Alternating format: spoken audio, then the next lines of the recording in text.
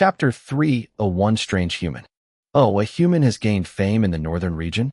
The giants don't usually recognize the significance of another race member, and they would kill him before making him famous. If this young man has gained such fame that it reached us here, his potential must be real. A green flame that can heal serious injuries and prolong life? What a magnificent ability. Maybe it's a new race derived from humans. Maybe we should try to get him on our side. It is a shame to let the giants take advantage of him like that. I think that. Shut up. A shout from Jabba immediately silenced the hall. Then he looked back at Robin, not knowing what to do. Even Uggaz looked out of the corner of his eye at Jabba, as if begging him to help him. He did not understand what he sees in front of him right now.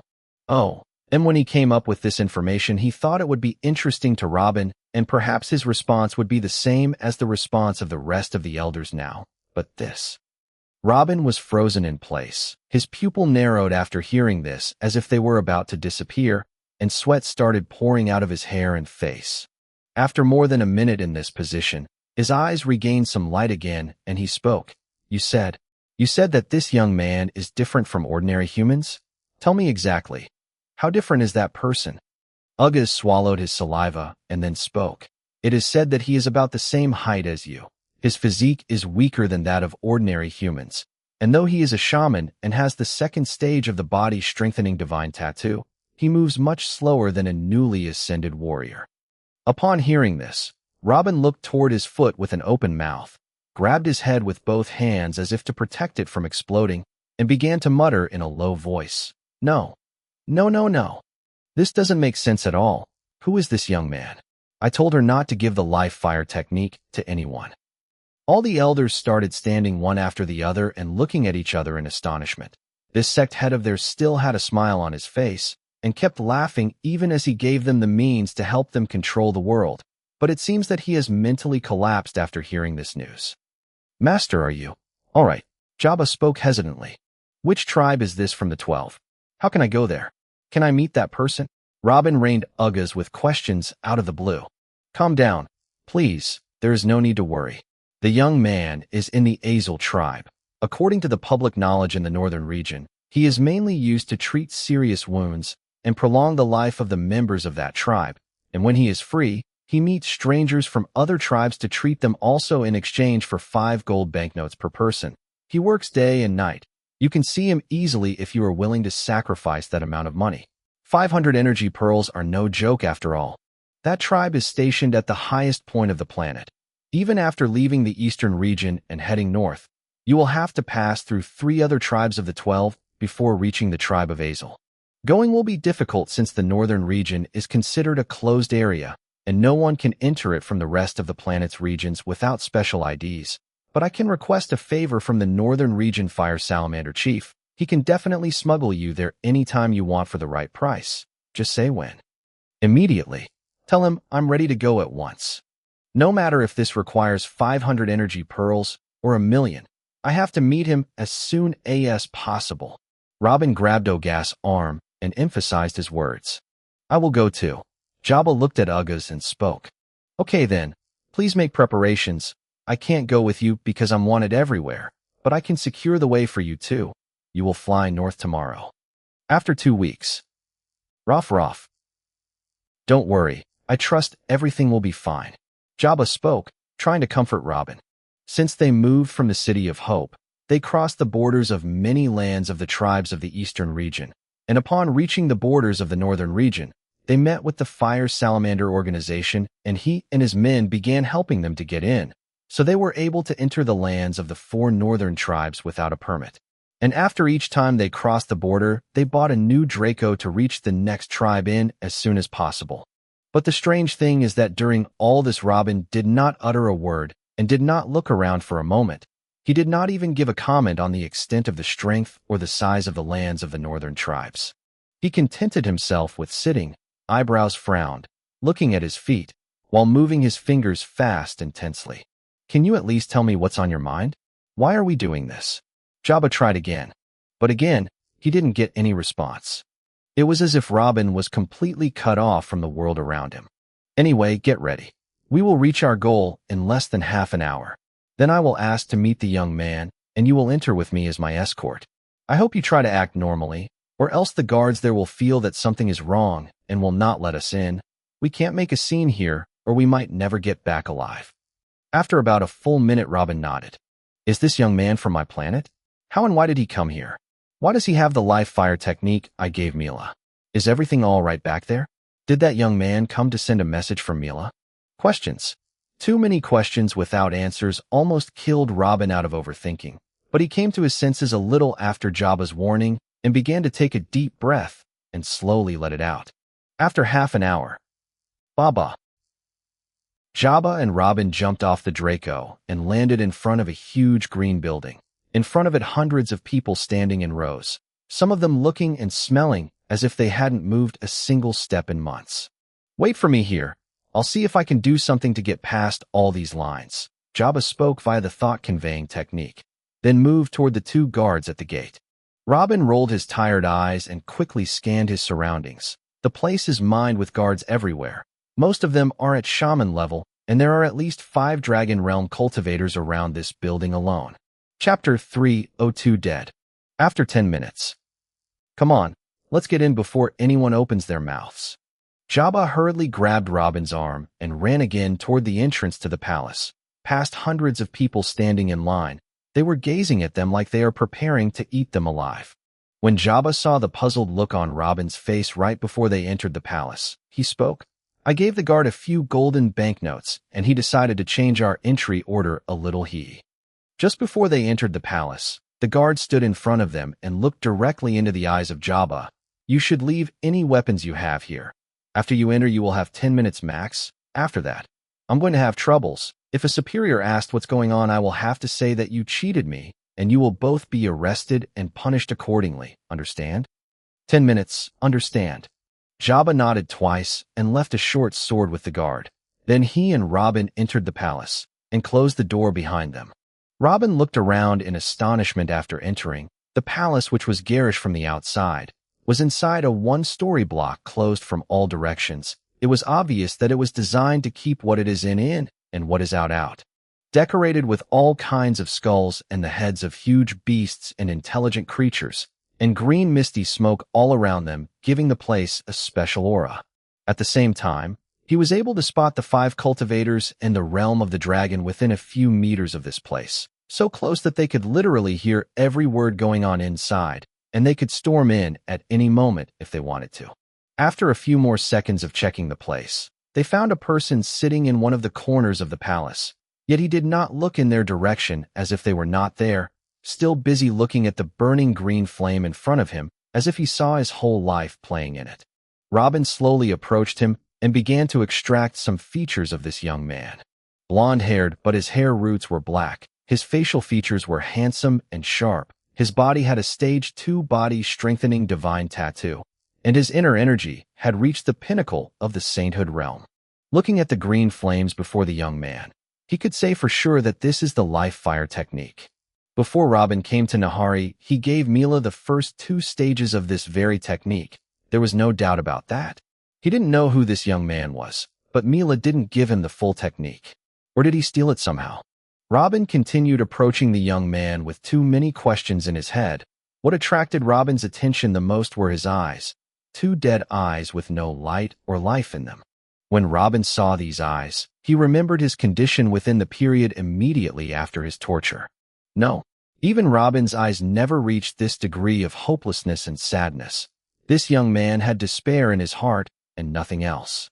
These are not the eyes of a famous person who lives a good life by treating people, but rather eyes that have seen all the horrors in the world. Injury, poison, or life vitality. The young man spoke while still looking at the fire in front of him. Robin looked at Jabba and sent him something via the thoughts-conveying technique. A little later, Jabba spoke. "Hello, Honorable Green Flame Carbon. I have heard a lot about you.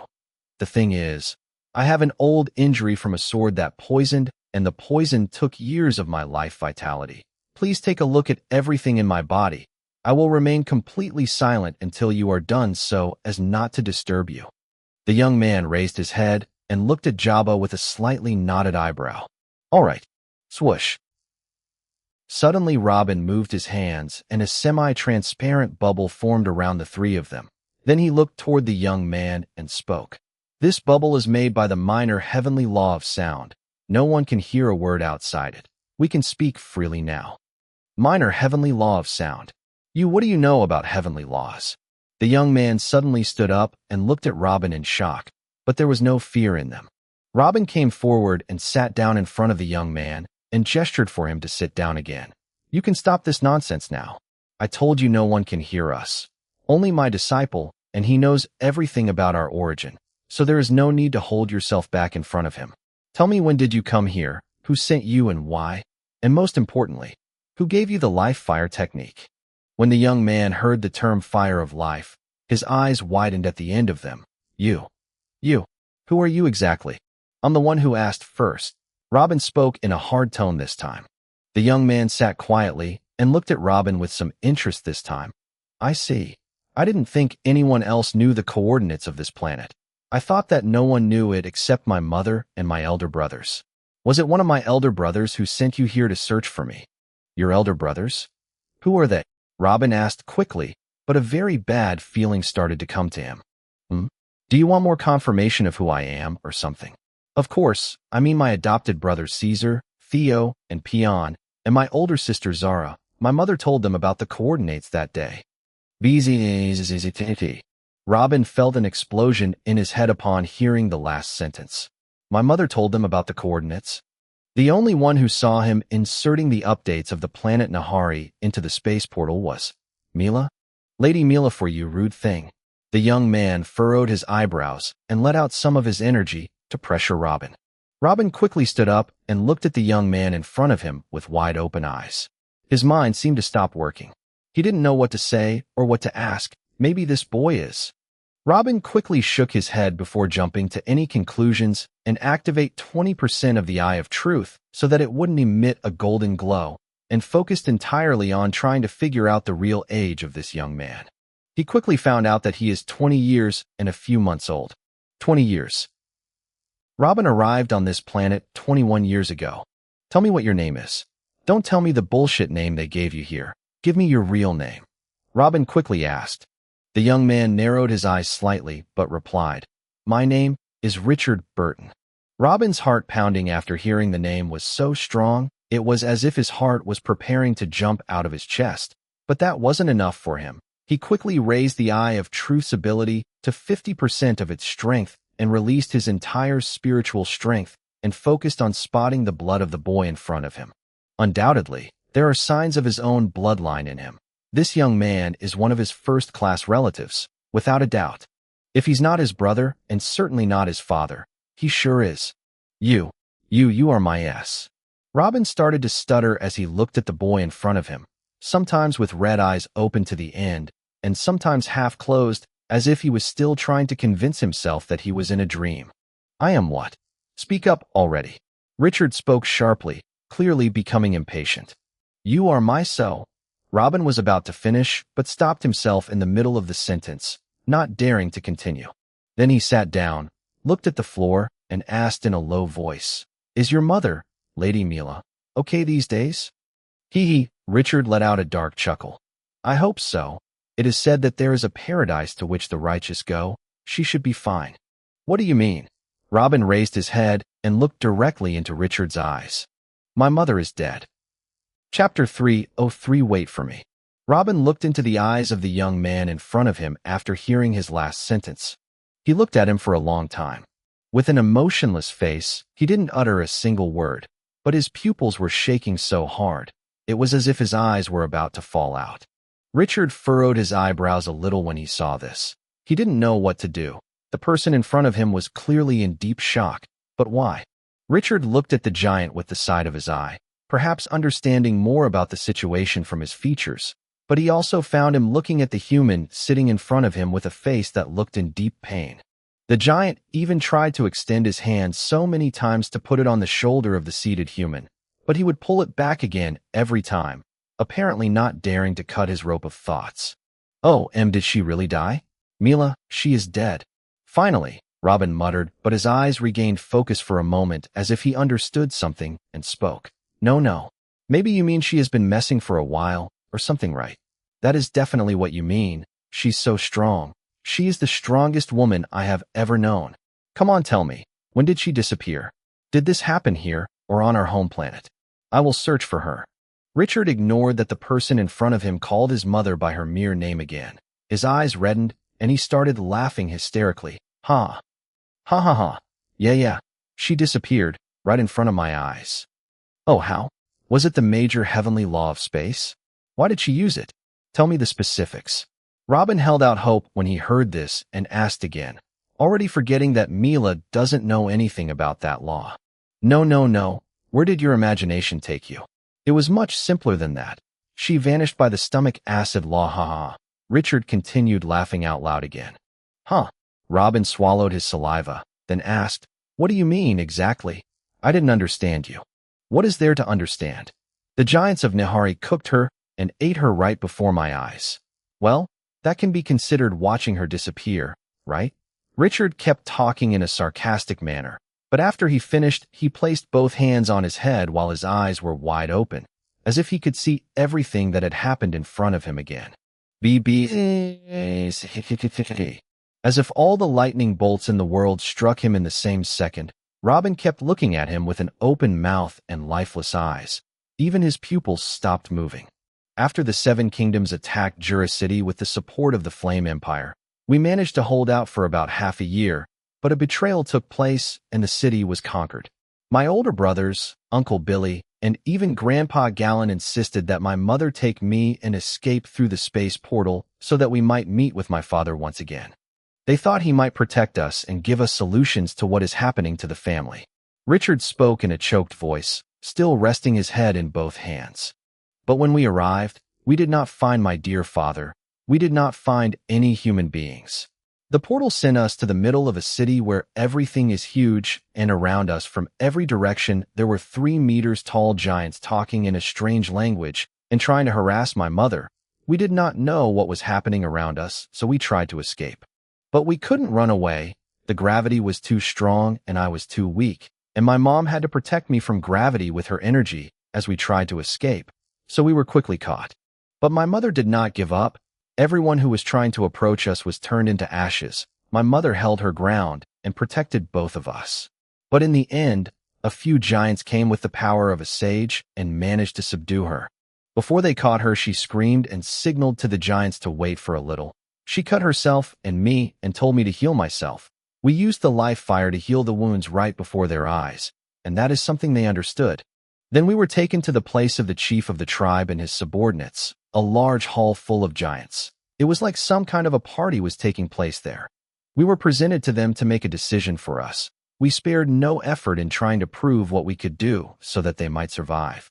After our mother and I proved to them again that we really treat severe injuries and we can even prolong life, they agreed to keep us as pets. But the chief of the tribe moved next to my mother and started playing in her hair and running his hand on her, but his intentions were clear. My mother refused strongly and started yelling and indicating with her hand that she was married, whether he understood her or not. The chief of the tribe wasn't fond of her reaction very much. It seemed like she embarrassed him somehow. So he moved away from my mother's side and gestured to some of his companions. They quickly moved, captured my mother, and pushed her to the ground in front of me. They were about to rape her in the middle of the hall in front of dozens of other giants like some kind of a sideshow for the party. Then my mother looked at me, sobbing, and said, "Stay alive." Then she used her inner energy to cut her lifeline. She committed suicide as an act of loyalty to her fool husband, the one who put her in this situation in the first place. But do they leave it at that? Of course not. For some reason, my mother's death angered them even more. Haha. So they started F-king her corpse anyway, and after they finished they grilled her over a modest fire in the middle of the hall, cut her up, and distributed her body parts on the plates of all the attendees. Hee. Everyone took a piece of my mother while I was sitting watching. I remember one of them taking a bite of the liver and then spitting it out with disgust and going to the fire to grill some more. He even stole an extra piece of the kidney as he was waiting. Ha ha ha. Hee. Heh, sniff. Sniff. Richard's outburst of hysterical laughter ended with weeping. Every word he said was reminiscing. Everything was as if it happened in front of him again. So he put both his hands on his head and went down with his body until his chin touched his knees,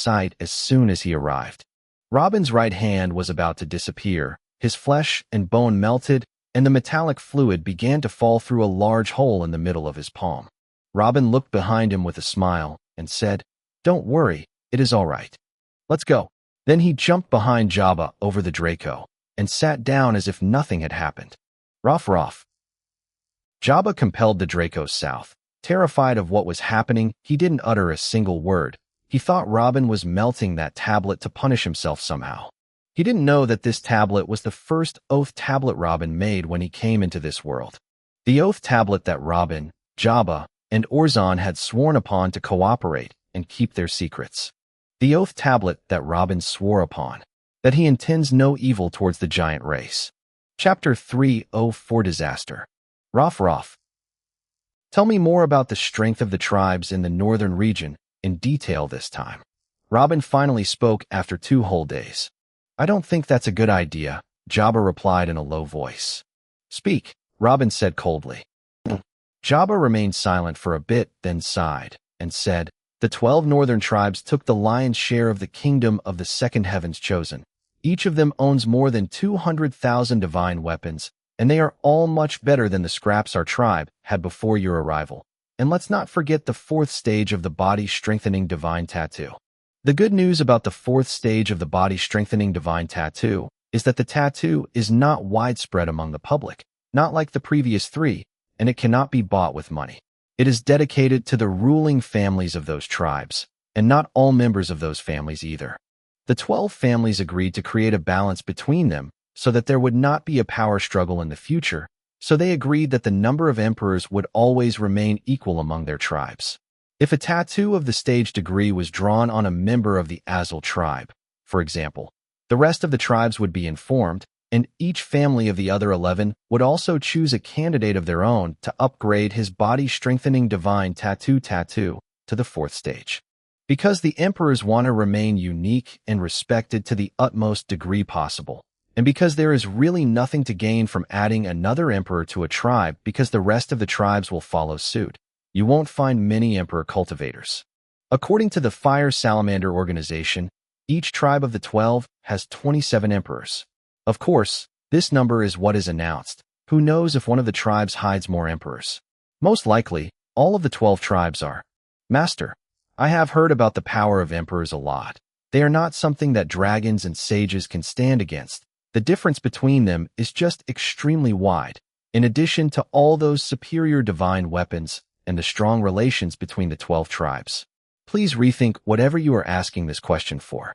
So the northern region combined has 324 emperors and 1.2 million divine equipment on paper, and there are high chances that there are more, but just a little more as they are too connected and nothing can be hidden if they overdid it.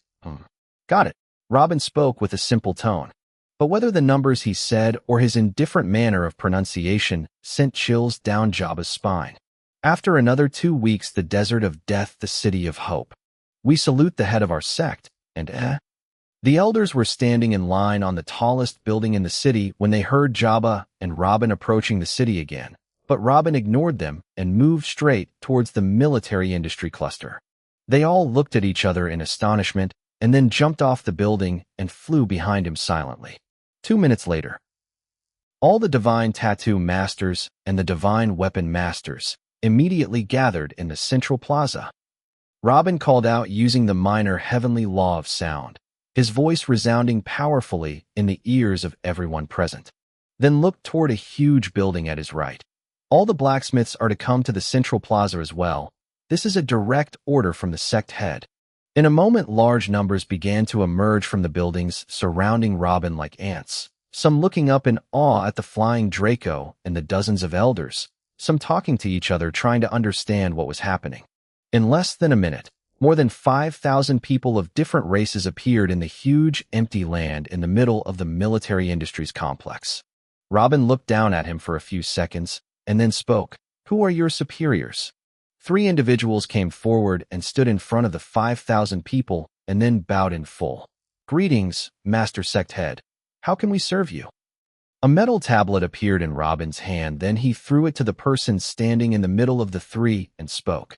"Here you will find the details of making a space portal, whether the metals used to make the foundation of the portal or the resources used in the inks or engraving shapes. Everything is described in details there, and everything should go perfectly. Not a single mistake will be forgiven. I will give you 2 weeks to complete it." Space portal. The elders looked at each other in astonishment upon hearing this name. Without waiting for the response of the 3 individuals as to whether the project was possible or not, he silently turned the Draco around and moved toward the largest building in the city, and again all the elders followed him. Inside the administration building. Bah. Mr. Sect Head, can we understand what this was? Is this portal related to one of the other regions of the planet? One of the elders asked Robin while he was trying to catch up with him. "It's a personal matter," Robin replied frowningly, still advancing quickly on his way, then spoke. "Summon whoever charge of the sect's armies to my room. I want to see him today, and bring me all the captains of the special forces. I also want all the warehouses and intelligence officials. Bring me whoever is in charge of something that concerned direct warfare." Someone else took a few steps and tried to ask something else, but Robin raised his hand and stopped the sentence in his throat and looked at the only demon elder. "Summon me your king. I have to see him in a week's time." Then he looked toward Jabba's uncle Tucker, the council elder that is responsible for everything that concerns the giants, and said, "I would like to see Thander too. He and the chiefs of all the tribes who have submitted to us. They have 3 days max to get here." The demon nodded at once, but Tucker furrowed his eyebrows. This boy, even with all the authority he has, who gave him the guts to demand Thander to come to him in such a humiliating fashion?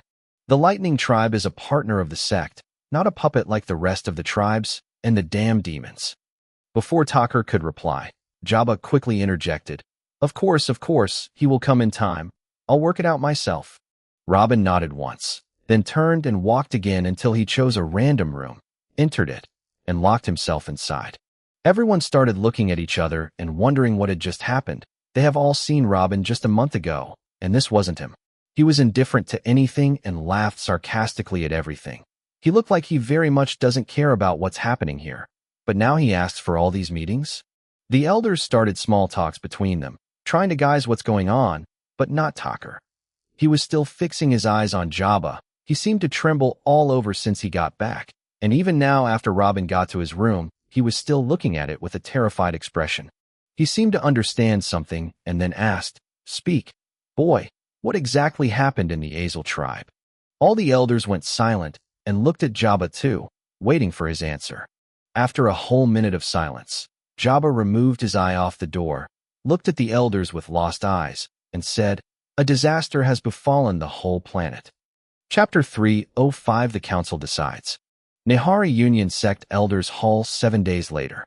Focusing the intelligence squad in the sect and all the tribes on getting continuous updates from the northern region, demanding to double the number of armies many times, double the number of rune masters, and send them to the tribes to draw divine tattoos for everyone for free. What exactly does the sect master intend to do? One of the elders said, surprised. Do not forget that he asked to double the lands we dedicate to the herbs we feed the high-level mounts as soon as possible, and to double the numbers of our special forces, and all this within a time limit of 1 year. 1 year, another muttered. There is also his order to make the inner energy system public and support the cultivators with energy stones. His orders will eat up all the money we have been collecting all along. And for what? Do you think he wants to? He definitely wants to invade the northern region. Someone clenched his hand and spoke. Even we as the entire United Eastern region won't have this one easy. He wants to destroy the planet for a personal problem. The northern region has emperors. How can we simply attack them? He himself was in favor of staying away from them before. Now, because of a personal problem, he wants to throw us into hell. Another elder stood up and shouted, "This wouldn't do for me. How can the army of my tribe, which has just woken up from multiple devastating battles, plunge itself into a war against the northern region? And in 1 year at that. This is the northern region we are talking about." The chief of one of the 7 giants tribes hit the table, and the rest of the chiefs nodded. The chiefs of the 7 tribes that aligned themselves with the sect, and all the sect elders, the absolute rulers of the eastern region of Nahari, were all here. Under this roof, the highest meeting that had happened since the war against the second heavens chosen has taken place. Thander raised his hand to restore the calmness of the hall, then spoke softly as he looked toward the elders. Sect head Robin has our utmost respect and appreciation. He is the one who founded this sect for you, and made it your safe haven, and made you equal to us giants. The sect elders tilted their heads and bit their lips. Even Orzon gave a long sigh. Then he returned to look at the other 6 tribal chiefs. He also helped us to multiply our lands at least 5 times the size of what it was. He gave us strength and equipment we never dreamed of, and we, for the first time, live in true peace with each other thanks to him. The 6 chiefs also bowed their heads, not knowing what to say. When they swore allegiance to the Nahari Union sect, it was just a lucky test to see if that suspicious sect could really help them. Later they saw for themselves how far they had come thanks to them. Thanks to Robin. But Thunder shouted suddenly and caught everyone's attention again. Our gratitude to sect head Robin does not mean that we throw our lives into hell against our will because he said so. Don't get me wrong. If sect head Robin wants us to do anything within our limits, we must do it, no doubt. But if we are forced to attack the north, then this council that will decide our course, not personal whims. Well said. You are absolutely right. After Thander finally uttered what was going on in everyone's head, the cheers rose to support his great vision, and the talk in the rest of the meeting became much more open. After another week, the administrative district of Jura City inside of what looks like a giant metal storehouse. How is it possible that you haven't discovered anything yet? This might be our biggest discovery since we got here. A middle-aged man shouted forcefully. The aura he released to pressure those present was that of a level 34 sage. We are sorry, sir, but there are no books or tablets left to explain what this huge edifice is, and everyone who worked on it was under the influence of the Oath Tablet. Some of them died when we tried to force a word out of them. Someone standing behind him spoke while looking at the ground. Shockingly, he was a level 32 sage. That mid-level sage turned in exasperation. What do you mean by this? Is there no way to decipher this arc? Robin Burton wouldn't build something that big without gaining some huge benefit out of it. The information we got says he spent months inside this warehouse, personally building and engraving on this huge semicircle. We must know everything about this thing. We are working on it. But, replied that low-level sage. But first we need to figure out how to encrypt and show all the runes on the surface, and then carefully study each one of them until we know what we are dealing with. That will take some time. A lot from him, actually. What? You still haven't even been able to decipher the external cipher? Supposedly, you are one of the smartest sages in the Empire and one of the most important innovators of techniques in the Empire. You spent thousands of years discovering minor laws and figuring out new attacking techniques. You fool even dared to try to upgrade our major heavenly lawfire technique. You are the head of the investigation team for what was happening in the land, for heaven's sake. We are counting on you to find out what Burton was doing here, but you speak of this weakness? Are you declaring your defeat in front of a boy that didn't even reach 200 years of age? Of course, I can do it. But give me some time. These are things I've never seen or heard about before. I don't know where Burton got all this from. If he is really the one who created it, then he is a genius in every sense of the word. Aren't you ashamed of speaking like a fanboy, old man? Don't give me this crap, and just say approximately how long do you need? The mid-level sage said angrily. Ask me this question again in 100 years and might give you an answer. What the F? Be easy. The mid-level sage almost started yelling when he heard the response of the head of the investigation team. But suddenly the giant semicircle next to him started making strange sounds, and the void in the middle began to turn into a semi-transparent slab. What is happening here?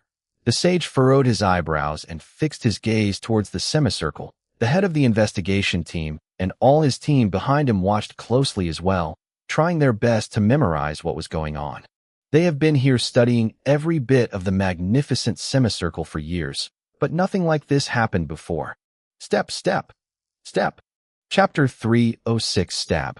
There is someone who came out of nowhere. Is this the use of this huge semicircle? No way. Everyone present inside the metal warehouse was dumbfounded when they saw a young-looking man with a frozen expression coming out of the space portal with his hands behind his back. Even the two sages were dumbfounded as well, but for a different reason. You are? Burton. The mid-level sage asked with his eyebrows knotted. Robin shifted his head and looked at him for a few seconds. It looks like I'm still famous even after all these years, but I can't say the same to you. Who are you? And what are you doing on my property? This is Burton. Is this the creator of everything we are investigating? He looks very young, just like the rumors say. I can't believe it's true. Ha, excellent. The heavens are helping us. The mid-level sage burst laughing loudly and started walking towards Robin. I bet you didn't swear on an oath tablet to keep your mouth shut as well. Everything we want will be ours at last. The oath tablets. Robin asked with a frown, then a slight smile appeared on his face. It seems like you clowns didn't get anything useful out of this war, huh? The mid-level saint's face twitched. There was no war, only a one-sided genocide, and now we finally got our biggest prize. BBZTT. The mid-level sage's steps stopped when the gate started to glow again and two individuals walked out of it. Or rather, two strange creatures came out. The first was about 2¼ meters long. His skin was dark crimson red like he was soaked in a pool of blood. He had long white hair and two horns about 2 feet long each. The second looks more like an extra-large human, slightly bluish in color, about 3 meters tall, and his muscles were almost exploding from the intensity of the power it holds. The crimson being released a sage aura at the top of the low levels, and the blue giant released an aura of a sage at the top of the middle levels. The sight of the two of them and their aura were enough to make everyone in the metal warehouse take a few steps back in utter terror, even the two sages. Jabba, break that thing's bone for me, but keep his life. Robin pointed at the mid-level sage and then continued. Amon, lock the warehouse door and kill whoever tries to get out. Swoosh. Amon immediately jumped towards the door of the warehouse, closed it, and stood in front of it, baring his fangs in readiness to attack at any moment, while Jabba began to move with steady steps towards the mid-level sage, and out of nowhere, a giant war hammer appeared in his hand. You? What exactly are you? What are you going to do? I'm an emissary from the Flame Empire. You dare touch me. Jabba's aura and figure made the mid-level sage's heart drop at his feet, but Jabba was clearly unaffected by his words and continued his way toward him. As for the head of the investigation team, his eyes were still on Robin Burton. I have long wanted to meet you. Do I know you? Robin looked at him from above his nose and spoke. No, but I know you. I have spent years deciphering your fire explosion talisman, and many more years following all your work on the ancestral continent. You really are a unique person. The investigation team head spoke and then unleashed his low-level sage aura and started to advance toward Robin with a crazed look. I wonder what will I find if I opened up your head. Bah, bah, bah. Amon began to move again towards the head of the investigation team to defend Robin, but his spiritual sense caught Robin raising his hand to him to stand in his place, so he talks a few steps back again and stood to watch. What? Do you think you are my equal? You are obviously still at level 26, just a mid-level saint. Do you think you can take a single blow from me? Ha ha ha. Even the emperors didn't have that kind of strength when they were on your level. What arrogance. The head of the investigation team said angrily. He was preparing for a fight against Amon from the moment he saw him and Jabba advancing for the portal, but it turned out that he wasn't worthy of fighting him. Robin stretched his hand forward.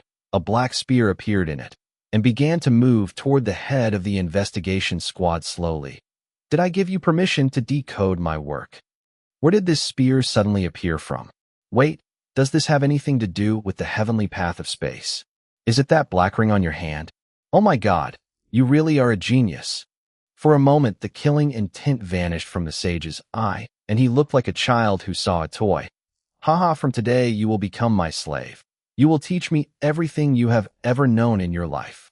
During the hysterical laughter of the head of the investigation team, he sent a fist toward Robin, and a sea of pale yellow flame came out. But to his astonishment, Robin didn't panic and didn't ask for help, but instead stabbed forward with his spear toward the oncoming sea of flames. He did not use any heavenly law. There was no wind or specific phenomenon. It wasn't too fast or made with a shiny spear technique. It was just a straight textbook stab. The scene made everyone hold his breath. It was like a cockroach trying to stop a car, a lizard trying to stop a tsunami. What's the use of hitting the intangible flame with a simple spear stab? But quickly the answer revealed itself. The sea of flames had disappeared. Chapter 307A Punch. What the?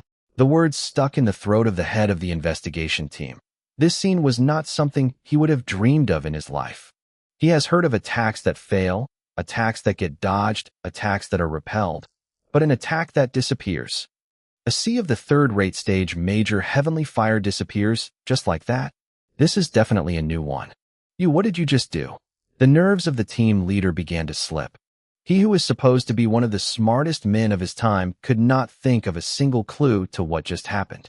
But Robin did not care to answer his question and slowly began to advance towards him, dragging the black spear behind him, scratching the ground with every step. TCH, don't blame me then. I will have my answers while stepping over your head. The head of the investigation team shouted and took a few steps back, and then with a loud shout, flames began to burn all over his body and then began to rise rapidly. Even the roof of the metal warehouse began to slowly melt. Then the flames began to morph rapidly until they began to take the form of a huge fire dragon. The head of the investigation team looked up at the fire dragon with a look of admiration and started laughing. Ha ha ha, it's been over 1,000 years since I killed someone using my unique technique. If the dragon descends on you, you are doomed. This is your last chance. Kneel down and swear on an oath tablet that you will be my faithful assistant forever, or else. Robin finally stood still and looked up with eyes radiating a faint golden glow, then raised his spear and sent a stab between the dragon's eyes. The investigation team leader looked at the focused energy beam as it left the spear and slashed its way toward the dragon. Ha, I thought you were a genius. Do you really think this trivial energy would be enough to scratch my brain? TSSSSHHHHHHH. The words of the head of the investigation team were interrupted by a shiver that shook the entire warehouse. Immediately after the energy beam reached its target, the fire dragon trembled with a force that nearly shattered the hearts of the onlookers, and then disappeared. It disappeared again. It's not as if the dragon figure that was gone, but the whole fire that made the dragon had disappeared as if it had never existed. No, impossible. The head of the investigation team took 2 more steps back. Even the rest of his team forgot that they were trying to find a way to escape from Amon and were stuck in their places upon seeing what happened. This was not normal at all. How can fire just disappear this easily? But they did not know that it is not as easy as they see it. This was the new combat method that Jabba suggested to Robin to try, and on which Robin trained for years. Jabba's initial idea was that Robin should make the most of the eyes of truth, the eyes with which he could see the smallest details in the course of the battle. With it he can see the tiny movements of his opponent's body and predict their next step, and most importantly, with which he could see the patterns of any energy attack heading towards him. The idea was somewhat too broad, but by working slowly on it with Robin during many training sessions, they came up with a terrifying new combat system, especially that heavenly laws attacks. Whether the attacks of internal energy law techniques or attacks of offensive divine tattoos all have one thing in common, which is that the user tries to imitate the patterns of law in nature and uses it to his advantage. But imitation has limits. No matter how genius a person is, the law that he uses will have a few lapses and weaknesses during the accelerated combat events. And here comes the new role of Robin's eye to locate the weak points with the eyes of the truth, and then use focused natural energy to destroy them. And when a pattern loses just a fraction of the whole, then it collapses. An incomplete fire pattern is just not fire anymore. The eyes of the head of the investigation team were not focused for a few seconds, but he quickly regained his focus that he was in a life and death fight, but not the same kind of focus and determination as before. Some fear and insecurities began to creep into his heart. He no longer had absolute confidence that he could subdue or even directly kill Robin without losses anymore. He looked to his side and almost screamed for help from the mid-level sage, but the words got stuck in his throat. The sight of the mid-level sage was heartbreaking. His left hand is broken, one eye is gouged, his clothes are torn, and he can barely balance himself on his feet in front of the giant Jabba. The head of the investigation team looked back at him again at Robin with more focused eyes. Shit, I don't have time for this. I have to finish it quickly and get out of it. Without further ado, the head of the investigation team rushed forward, raising his fist and coating it with layer upon layer of dense energy, clearly making the decision to end Robin with close combat and stay away from using anything from the fire path. The dense layers of energy with which he enveloped his arm should be enough to push the black spear aside in a direct clash, and then make its way through to pierce Robin's chest and out of his back. This time there will be no room for any tricks. But the head of the investigation team was distracted again when he saw the black spear disappear, and then Robin took a close fight position and started preparing to throw a punch too. Ha ha ha ha. The head of the investigation team laughed out loud, as if he saw the best joke in the world, and increased his speed. Within a split second, Robin also moved and punched forward, with no laws or any fancy-looking show, just a straight punch straight into the fist of the investigative team head. A punch backed by his full inner power as a middle-level saint, backed by his physical strength as a middle-level shaman, and finally backed by a strength tattoo that temporarily doubled his physical strength 5 times. Boom! The direct clash between the fists of Robin and the low-level sage sent an energy wave in all directions, sending the entire investigation team flying and spitting blood. Even Jabba and the mid-level sage were pushed back a few steps. Then the wave reached the warehouse walls and dented it in the middle. Bah! A sound of a strong crash forced Amon to check on his side, and he found the head of the investigation team, or it should be said what was left of him. His entire right arm up to the shoulder no longer exists, and the skin and flesh on the right part of his face also disappeared. If it weren't for Amon was still observing the manifestations of life from this mass of flesh and blood in front of him, he would have thought that the guy is dead. Amon, I accidentally threw a thing towards you. Throw it back to me and focus on your task. Robin spoke in a low voice and pointed toward his foot. Chapter 308 I declare. Bah. Arg. Amon kicked the investigation team leader like a garbage bag, and he went down right in front of Robin's feet. That simple kick from Amon was enough to make him cry out in pain. He had no power left in him.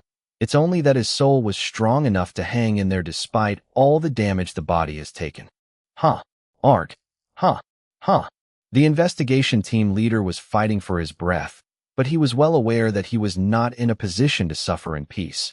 So he held back his cries and slowly looked up. Kia.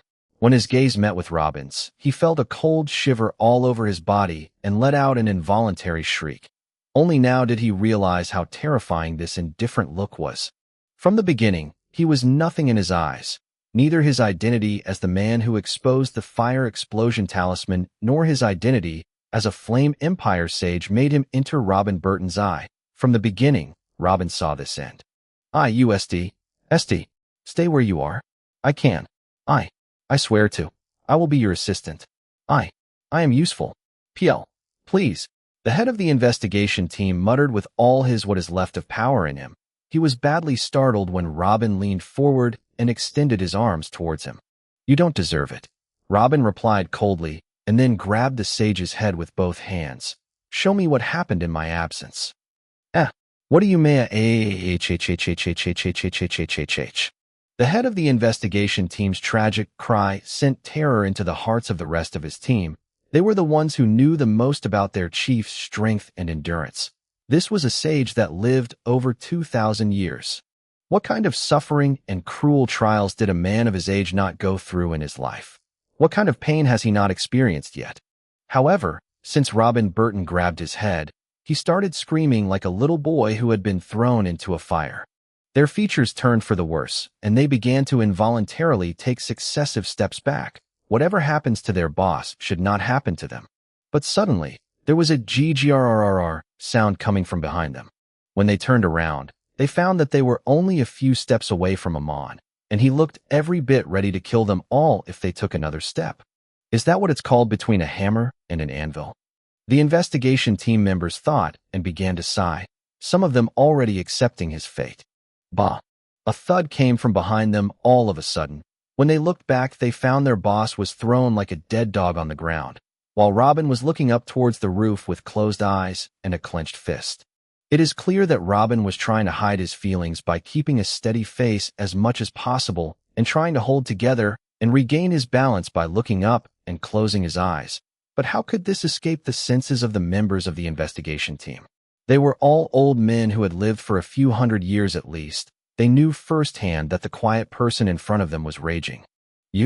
I advise you to go back to where you came from. All this noise and energy fluctuations are enough to draw every attention in the city. They are absolutely on the way. It is a matter of a few more seconds until all the sages and saints in the city surround this warehouse. When they find out what you did, you will be killed in the most horrific way possible. A member of the investigation team panicked and started threatening. Robin remained in position for a few seconds, then opened his eyes, looked to his left, and then made a gesture. When the investigation team followed the path of his eye and were shocked again, Jabba was holding the middle-level saint by the neck. All his bones were broken and all his muscles were cut off, the energy gathering center in. His body was also destroyed. Alive, but his eyes unfocused, he only had a little awareness left. In that state, he definitely wouldn't last a day before the last shred of consciousness vanished. That giant brought the middle-level sage into this state without anyone noticing. They didn't even hear screaming or cracking sounds throughout the process. Second, what happened to the sage's consciousness? How can the consciousness of a person who has lived more than 2,000 years be so easily destroyed? Even if his body reached this image, he should have kept his consciousness in the fullest form. What exactly has been happening to their right the whole time? Following Robin's signal, Jabba started walking towards him, dragging the mid-level sage on the ground behind him, until he reached right in front of Robin and then lifted the meat bag up so that Robin wouldn't need to bother himself and go down for him. Then Robin raised his hand and placed it on either side of the mid-level sage's head. After a few seconds of incessant screaming, Robin finally removed his hands, and the last light disappeared from the mid-level sage's eye, finally allowing him to fall to the ground. This time it wasn't simply for Robin to look up or look upset. He was so angry that Jabba took a step back. Robin's eyes turned red, and a few drops of blood started to run down the side of his eyes. He looked like he was crying blood instead of tears. The sound of gnashing his teeth ran like knives through the ears of everyone present, and the look of his trembling lips was enough to make their hearts beat like war drums in their chests. After a few seconds more, Robin moved in this state to the warehouse gate, and on the way, he looked side by side at Amon. I got what I wanted. You can have your feast now. A big smile appeared on Amon's face, and he spoke in a coarse voice audibly. Yes. What do you buy a feast? Come back here. Don't you know who we are? Stand where you are. Please. The Empire will BA. Robin opened the warehouse door to the fullest, and Jabba walked out 2 steps after him, worried about what was going on in Robin's head, but he seemed ready to carry out any orders asked of him. And it seemed that the orders would not wait long either. With a quick glance around, and then sending his spiritual sense 200 meters around the warehouse, Jabba immediately knew they were surrounded. There are hundreds of saints around, and at least 11 sages among them, all eyes on him and Robin, silently watching what is happening inside the warehouse, but at the same time ready to pounce at any moment. Robin looked around slowly for a few seconds, his blood-red eyes and his trembling lower lip looking like a demon staring out from the bottom of hell. Flame Empire, you have crossed every line. You shouldn't have done that. There is no room left for the 2 of us to live under the same sky. Finally, Robin fixed his gaze in a certain direction and spoke, as if he was pulling every word out of his throat with great difficulty. Then he continued, "You all had too much fun here. You have made your statement clear enough. Now you will hear mine. I hereby declare that neither a man nor a woman, neither a weak nor strong, neither an old woman nor a baby, none of you wretches has the right to breathe the air that I breathe anymore. You are all dead." Ha ha ha, what a funny man. I was about to ask you to submit and our 2 sages go, but you started joking instead. Laughter came from the direction Robin was looking at, and then a middle-aged man appeared from behind one of the buildings. But once he saw Robin looked serious about it, a high-leveled sage aura overwhelmed both Robin and Jabba. Then he continued, "You want to kill everyone in the Flame Empire, huh? You and what army? BZZZZZZZZZT." At that moment, the space portal inside the warehouse suddenly started shining and making sounds again. Chapter 309, The Blood-Drenched City. Bam, bam, bam, bam. The sound of heavy footsteps began to echo inside the warehouse. The might of the heavy footsteps and the number of feet causing it made all the saints and sages around the warehouse look at each other in astonishment. Since when did this relatively small metal warehouse contain all these people? Who were they exactly? And how did they get there? Be prepared. They must be of the fleeing troops. Don't let anyone escape this time. The high-leveled sage raised his hand and announced, "Yes." A shout resounded from the rest of the sages and saints, and they all began to emerge from their hiding places and take a position of readiness. This was not the first time they had fought the fleeing forces. It will be a tough fight no matter how many are there. Bam, bam, bam, bam. The steps sounds got very close to the gate, and the saints and elders of the Flame Empire started to light fire between their palms, ready to attack at any moment. But all of it was suddenly extinguished. What came out of the warehouse weren't the Burton's fleeing troops. They weren't even humans, but crimson-colored creatures with long horns and long white hair. No, the high-ranking saint took a step back when he sensed the auras of the 20 demons he saw. All of them have the strengths of a sage.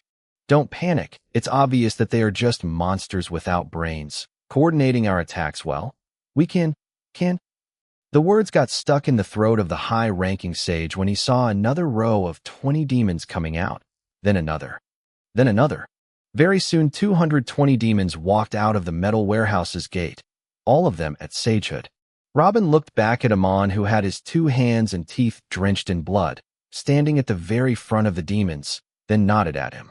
These are the kings and seniors of the demons in the lands of each tribe in the eastern region of Nahari, and even some of the demons who have recently breakthrough into sagehood thanks to the abundance of high-level food that the continuous wars in the past 20 years provided them like Amon.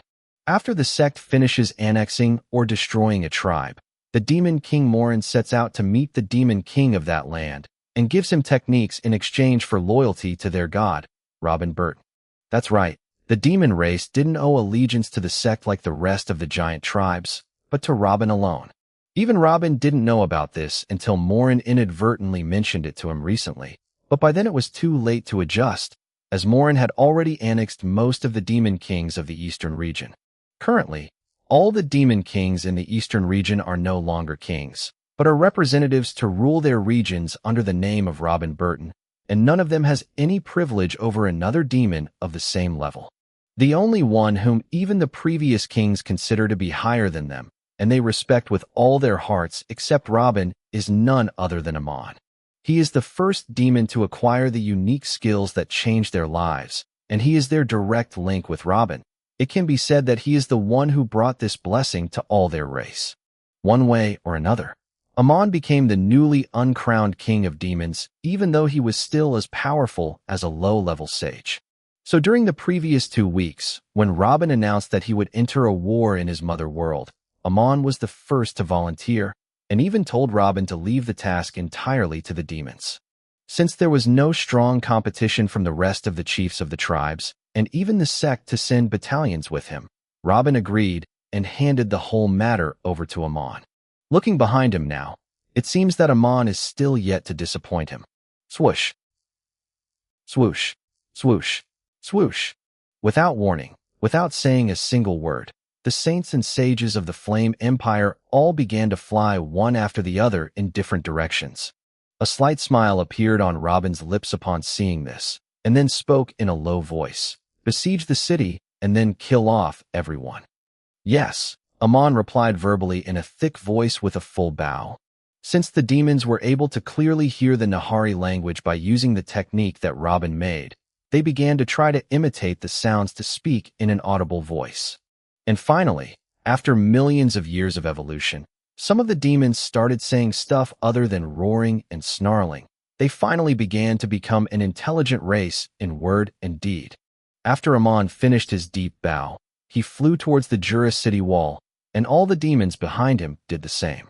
Other than reaching the level of a dragon in body strength, all of them had reached the level of a saint in their inner energy cultivation as well. And because they were used to flying in tens of times higher gravity, in the blink of an eye, they were able to bypass the elders of the Flame Empire and reach the city walls before them. And only a few seconds later, screams began to echo the whole city. "No! No! Leave me alone, you devil! Eha! I know you are angry, but I think you should have waited before giving that order. Maybe one of your old followers or family members is still inside the city somewhere." Jabba spoke as he saw the horrors taking place over Jura City. Even though he has seen many massacres before, he still hasn't gotten used to how the demons do their business. It is just too bloody. Oh, there are quite a few of them at that. Their children and grandchildren and grand-grandchildren. A few hundreds, I guess, Robin spoke coldly, placing his hands behind his back. Then you are? Jabba held his eyebrows high. He didn't understand what Robin was indicating. Jabba couldn't finish his sentence before he heard a piercing sound shouting at him. Robin, Robin, it is really you. You finally came back. It's me, your uncle. I have a lot to tell you about what happened in your absence and those traitors that fled the city when we needed them most. But first, get that creature off me. Quickly, the source of the sound appeared in front of them. A demon clutching the neck of an old saint in his pajamas. The old man only cried out loud and waved at Robin, and the demon kept looking at Robin as if he was waiting for an order from him. "Did you not hear my order the first time?" Robin shouted at the demon with an apparent killing intent. Without a second delay, the demon opened its mouth and took a bite out of the old saint's face. As for Robin, he looked at Jabba with a blank face. "I have no followers nor a family here. Not anymore." Chapter 3, Tene Walk. Ahaha. Help, Art, please help me. Blood drenched the streets. Thousands of soldiers and civilians, elderly and newborns were being massacred and eaten in the streets. Have you seen this in the memories of one of the sages? Jabba sighed and asked, ignoring everything that was happening before his eyes. Yes, the Flame Empire turned the armies of all the other 7 kingdoms against the Burton family and provided them with 40 sages and hundreds of saints. Millions of soldiers flocked from all directions to uproot my family and capture me. They liked the idea of the fire explosion rune, but instead of trying to communicate with me about it, they decided to destroy everything and take me as a prisoner. Have you ever heard of more arrogance than this before? But they didn't know that I left to my followers the major heavenly laws and commanded them to take care of our special troops and increase their numbers. So when the war came to Jura, there were more than 30,000 saints protecting the city, even without sages in the family. The 30,000 saints held their ground, and created a historical epic against the combined army of 7 kingdoms. This city, my city, was besieged by 4 million soldiers for 3 continuous months. None of them was able to cross the walls thanks to the coordinated attacks among the family saints. Their food, water, medicine, and other necessary supplies almost ran out because of their huge numbers and the strong battles they have to face every day. The generals of the 7 royal armies were pressuring the imperial sages to withdraw and regroup before their food and water runs out, and their millions of soldiers started to die from hunger, and indeed everyone expected their withdrawal at any moment after the 3rd month. But to everyone's surprise, the Black Sun royal family began sending supplies of food and even weapons to that allied army, Nassau, and the Duchy of Evran, one of our own, sent an additional 300,000 soldiers with all their saints and knights to support the attack on us, and also opened what appeared like an endless supply line for the allied army. Black Sun royal family? You mean the royal family of the kingdom your family lives in? Jabba was stunned. Exactly. It is clear that they were afraid that the allied army would attack them out of anger on their way to withdraw, or perhaps they were afraid of the real strength of the Burton family, which they showed during the siege. The important thing is that because of what they and the Duchy of Evran had done, the siege seemed as if it would never end. Robin nodded and continued. Every day that passed, the Burton saints succeeded in killing thousands of enemy soldiers, but the enemy sages were succeeding in hunting dozens of my family's saints, and this went on for another 3 months. Then he looked in a certain direction and saw a man being eaten in cold blood. All the elders of the Burton family who are in the city now saw that the demise was coming, so they decided to destroy the main gate from the inside and allowed the allied enemy army to flood the city with soldiers within minutes. Because of them, 50% of the city's citizens were killed, 49% were imprisoned or enslaved, and the rest are those close to those elders and their friends and the big merchants who surrendered to the invaders. The families of Bradley, Rufus, and Camden have also been destroyed the same way because they stood with the Burton family to the end. Many of them were killed, including my father-in-law, Galen Bradley, and the rest were imprisoned or turned into slavery. Jabba clenched his hand. On his way to this world, he was praying for good news to make his master's psychic's condition change even a little, but Jabba sighed and then asked, "What happened to your adopted sons and the rest of your followers?" After the enemies entered the city and it became impossible to defend it, all the special forces gathered around my 4 sons, and they, in turn, gathered around Mila and Richard until they escorted them here, to the warehouse, where a suitable amount of energy stones had been prepared in it previously, and they urged Mila to take Richard and come to me through the gate. I'm not sure what happened in the warehouse that day, but Mila most likely agreed to protect her son, and after everyone made sure that they were sent to me, thinking that they were safe that way, the special forces, accompanied by my children, my friend Billy, the patriarch, and a few elders from the family moved out of the city, and no one was able to stop them. They are now what they call the fleeing troops. Robin began to explain the events he had seen, but with every word, he said he saw the events in front of his eyes. He can clearly see through the eyes of that mid-level sage all those saints surrounding the warehouse and defending it desperately. He sees Mila and his 10-year-old Richard crying as they refuse to run away and let their comrades face death in their stead. "So the rest of your comrades are safe now?" Jabba asked quickly, finally finding something positive about it. "Almost 2/3 of the family saints are dead. The patriarch and the rest of the elders who chose to fight are dead. Caesar and Alfred Marley were captured and sent somewhere. But other than that, everything is perfect." Robin said sarcastically, "Your eldest son, Caesar, has been captured. What happened? And where is he exactly now?" "And who is Alfred Marley?" asked Jabba, shocked, as if the problems so far were not enough. "The fleeing troops were surrounded one day, so Caesar used the united attack technique I taught him and remained in his place to fight off their enemies. The patriarch and the rest of the elders decided to stay as well in a suicide attempt to give the youth a chance to escape. As for Alfred Marley, he is a prince from the Black Sun royal family. He did not like his father's decisions, so he decided to call his guards and return and defend Jura with his own hands. His father declared his disavowal if he did it, but this did not stop him, and he was one of those who volunteered for the suicide attempt to stop the enemies. But in the end, He and Caesar were captured and the rest were killed. As for where they were taken, I don't know. I just know that they are being tormented somewhere. Soul search technique is still in its initial phase. Those two sages died before I knew all I wanted. Jabba lowered his head and clenched his hands tightly, as if he wanted to break them. The situation on his master's mother planet is worse than he expected. What does this mean for his master's future? What would this mean for Nahari's future? Will Robin come back to take care of what's going on there? He basically didn't care for a long time, and now this happened. I noticed that you used the law of gravity to break through to knighthood. I realized that you did this to help me in this war, so thank you. Robin looked at his side and patted Jabba's arm gently.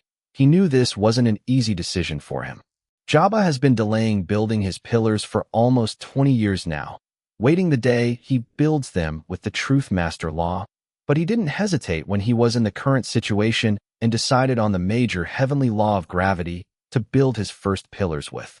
He has basically forsaken his dream to be more useful in the incoming wars. Then Robin continued without waiting for Jabba's reply. After the demons finish their work and clean up the city for every filth, tell Amon to go back to Nahari and bring all the demons who are at saint level in terms of internal energy or shaman in terms of physical strength. He should get them and come back to me as soon as possible. I have a general idea of where Billy and the rest of the fleeing troops are currently, but we will need much more power to rescue them. All right, I will tell him. Jabba nodded, already feeling a little proud that Robin praised and even thanked him. Good. I'm going for a little walk. Don't follow me. Robin patted Jabba's arm again with a slight smile, chose a direction, and walked with uncertain steps. Chapter 311 for the rescue. 1 week later. Is he still sitting there? Amon came from behind Jabba and spoke in a hoarse voice. Jabba nodded. He didn't move a muscle. Choose your words with him. I don't think he is in a good mood. Who? Amon let out a long exhale and moved toward Robin. Step. Amon reached a distance of 2 meters from Robin, then stood still and put his hands behind his back without saying a word. After a few minutes, Robin took a long inhale and spoke. Did you finish your task? Yes, I managed to bring 100,000 demons at the level of a saint or a shaman, and I also brought the rest of the dragon or sage level. Their total number reached 540, and I also brought a swarm of Dracos for transportation. Everyone is waiting for your orders. Robin nodded and stood up a few seconds later. Come on then. We are already late. Robin walked over towards Amon and Jabba, revealing his clothes and hands that were smeared with mud, and showed behind him 2 graves, one with the name of Caitlin Burton written on it, and the other carrying the name of Mila Burton. One contains the bones of Burton's mother, while the other contains a few used pieces of women's clothing and jewelry. 2 hours later, above a mountain west of the kingdom of Oclea. The forefront forces hold on for a few more minutes. Don't waste all your effort till now for nothing. Billy shouted at his soldiers. The reserve forces, move your asses already and get out there. Years passed, and Billy and his forces moved from place to place and from kingdom to kingdom, destroying cities, villages, and garrisons, then disappearing like ghosts. When the war began, the Burton family had about 30,000 saints, most of them being low-level saints. But with the storming of Jura City and being chased by united special forces from the rest of the kingdoms and backed by forces from the Flame Empire from that day on, their numbers have decreased at an insane rate until they reached a total of less than 10,000. 20,000 dead saints in 10 years. That was more than the total of killed saints in the wars between the 8 kingdoms in the past 15,000 years. But this wasn't very good news for the kingdoms either. The remaining special forces that managed to survive all these years all became mid or high-level saints. That's a force of 10,000 angry mid or high-level saints that are using perfect major heavenly law techniques. Even after clipping the numbers to a third of what it was, those 10,000 saints were literally a nightmare to everyone on the continent. It is worth mentioning that each royal army had previously only sent 500 saints to invade the Burton family, and this was their limit of antagonizing the saints of all families.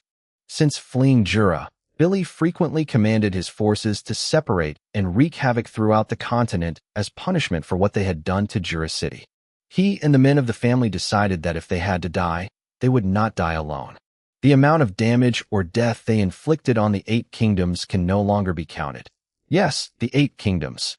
The Black Sun Kingdom's royal family's aid to their enemies did not go unnoticed. They were among Bilis's targets. The Flame Empire didn't care what those fugitives did at first, because in Empire's eyes their fate was sealed no matter what they did. In the end, they would be captured. But after seeing their plans, and the actual destruction they are causing in the continent, the Flame Empire began to send more saints and sages to the ancestral continent in order to subdue them. Today, as every day, Billy and his soldiers were destined to fight a battle, but this time it was not like the others. The Flame Empire kept pressing the fleeing troops until they crammed them into the far east of the continent. It was true that this caused the destruction of almost half of the Oclea kingdom doing so, but this was collateral damage for both sides of the conflict. Currently, Billy and his men were fighting an army of 20,000 knights, 5,000 saints, and 100 sages. The 31st and 32nd Division head to the left and use the White Fire Shield. 16th Wind Division support the mid-front. Billy shouted loudly. This battle has been going on for days now. Billy occupied the top of a mountain and distributed his soldiers in an organized fashion so that they would have the advantage of the higher ground. In fact, if not for his plan to have a portion of the Wind Legion support the Flame Legion by fanning and amplifying their flames, the battle might have already ended.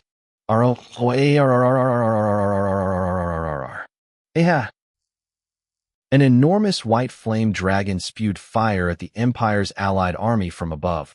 With this attack alone, it killed more than 20 knights and injured a few saints. The white flame dragon was similar to the one the head of the investigation team tried to attack Robin by in the warehouse, but something was amiss. Whether this dragon's angry facial expressions and roar, or his behavior and the way he avoids attacks and chooses his targets carefully, it looks like a real living dragon and not just an image formed by fire. But they didn't know it was actually alive. Zara, I want your dragon in the eastern front. They are starting to make a hole in our forces there. Billy yelled. Yes, Zara answered. Then the enormous white fire dragon began to move towards its new location, spewing fire all its way.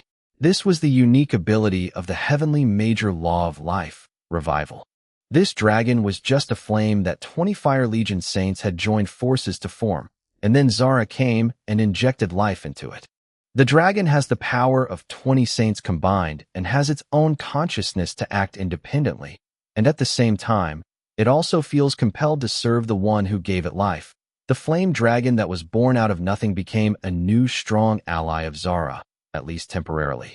The dragon would turn into mere fire and disintegrate into thin air after Zara was exhausted by the pressure of this overbearing technique, yet temporarily was more than enough to leave a mark in battle. And it's not only her. Several other figures of white flames of phoenixes and dragons are also roaming over the battlefield, all under the control of the other members of the Life Legion. All this strength and diversity, and yet Billy stood watching his soldiers being killed one by the sages. If Caesar was here, he could have used the combined attacks to kill some of them and threaten the others, but now, they are simply peerless on the battlefield. If the situation continues as it is, they will have to flee again, but the numbers of the sages participating in the battle this time indicate that most of the Burton saints will die before they succeed. That's if they succeed at all. At that moment, a loud shriek resounded over the battlefield, taking all the attention towards it. When Billy looked toward the source, he was surprised that the sky had changed color from so many flying beasts coming their way. Billy was taken aback and was about to shout at his troops to look out, but a familiar face standing above the beast at the front caught his eyes. Robin. Chapter 312, Bonus Chapter, Gulp. Robin. It's Robin. It's really Robin, haha. Father, I'm here. His Excellency has returned to us. The sudden haughty cheers and the happy faces of the Burton's troops attracted the attention of the sages of the Flame Empire allied army. They all throw their caution aside and look behind them to see what the Burtons were happy about, but their features did not know the same happiness. Shock, surprise, alert, mixed feelings hit the Empire's allied army when they saw the massive Draco fleet. The battle has already stopped. Part of them is looking at the incoming winged beasts, raising their weapons, and shouting happily, and the other part is looking visibly anxious. Although they did not know who or what they were, as long as the fleeing Burton troops are happy with their arrival, it is certainly not good news. They say, Robin, one of the sages from the Flame Empire finally remarked, like Robin Burton? The one we have been looking for all these years. Can't you see their reactions? Only Robin Burton can give them that fake morale boost even though they are on the verge of death. He's the one who got them to this state from the first state, yet they are still pinning their hopes on him. What a bunch of idiots. Another sage said and floated up. The rest of the sages on the Flame Empire also began to float up to meet the winged beasts. One by one they started to furrow their brows after reaching a certain height.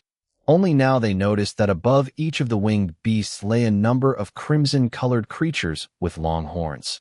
The shape of those creatures alone caused their heartbeat to slow down. And their aura. Saints. There are thousands of them. One of the imperial sages suddenly shouted after confirming the aura of a few demons. Look at that over there. The power of his aura is close to mine. Another low-level sage pointed at Amon, opening his eyes to the last of them. Rough, rough, rough. At last, the Draco fleet reached a distance of 500 meters from the sages in front of them, and then Robin raised his hand, and all the Dracos stopped and started beating their wings heavily to stay in midair. You there, introduce yourself. And what the hell are those crimson things behind you? The sage who was flying in the middle of the rest stepped forward and shouted toward Robin, releasing his high-ranking saint aura. Robin looked at him speechlessly for about 2 seconds, then down and started moving his eyeballs until he found Billy. Are you all right? Haha, yeah. I'm right. You late bastard. I'm all right. Billy's eyes started to moist when he heard Robin's voice again and confirmed it was him. There is something a little different in his features and his voice. It seemed like it has become somehow colder, but this is undoubtedly his friend Robin. Then Robin moved his eyes to locate 3 of the closest and dearest people to him. He was happy enough that he was able to see them whole, but his heart clenched when he saw their condition. Zara and Peon and Theo were all covered in blood, mud, and wounds. Especially so for Theo. Robin hardly knew him from the many injuries to his face and body. He and the rest of the Darkness Legion carry out operations behind the enemy lines to destroy their ranks and distract them. The Dark Legion was one of the most important factors that enabled the rest to survive despite the continuous fighting for days, but did not it was without consequences. They are not hunting ordinary soldiers this time, but saints. In each operation, the forces of darkness were besieged, and some are killed and others are injured. It was clear from their numbers now that they would be the first legion to be exterminated in this battle out of the 4. However, the 3 smiled in their hearts when they saw their father again, forgetting their fatigue. Zara almost even flew towards him, weeping with happiness, but her Life Legion colleagues caught her leg and brought her back to the ground in time, afraid that she would be an easy target. Sorry, I know I'm late. Robin felt a little cold in his chest when he saw them and spoke. Yeah. What a heartwarming reunion. Sorry to interrupt, but the good news is that you will meet again in prison shortly.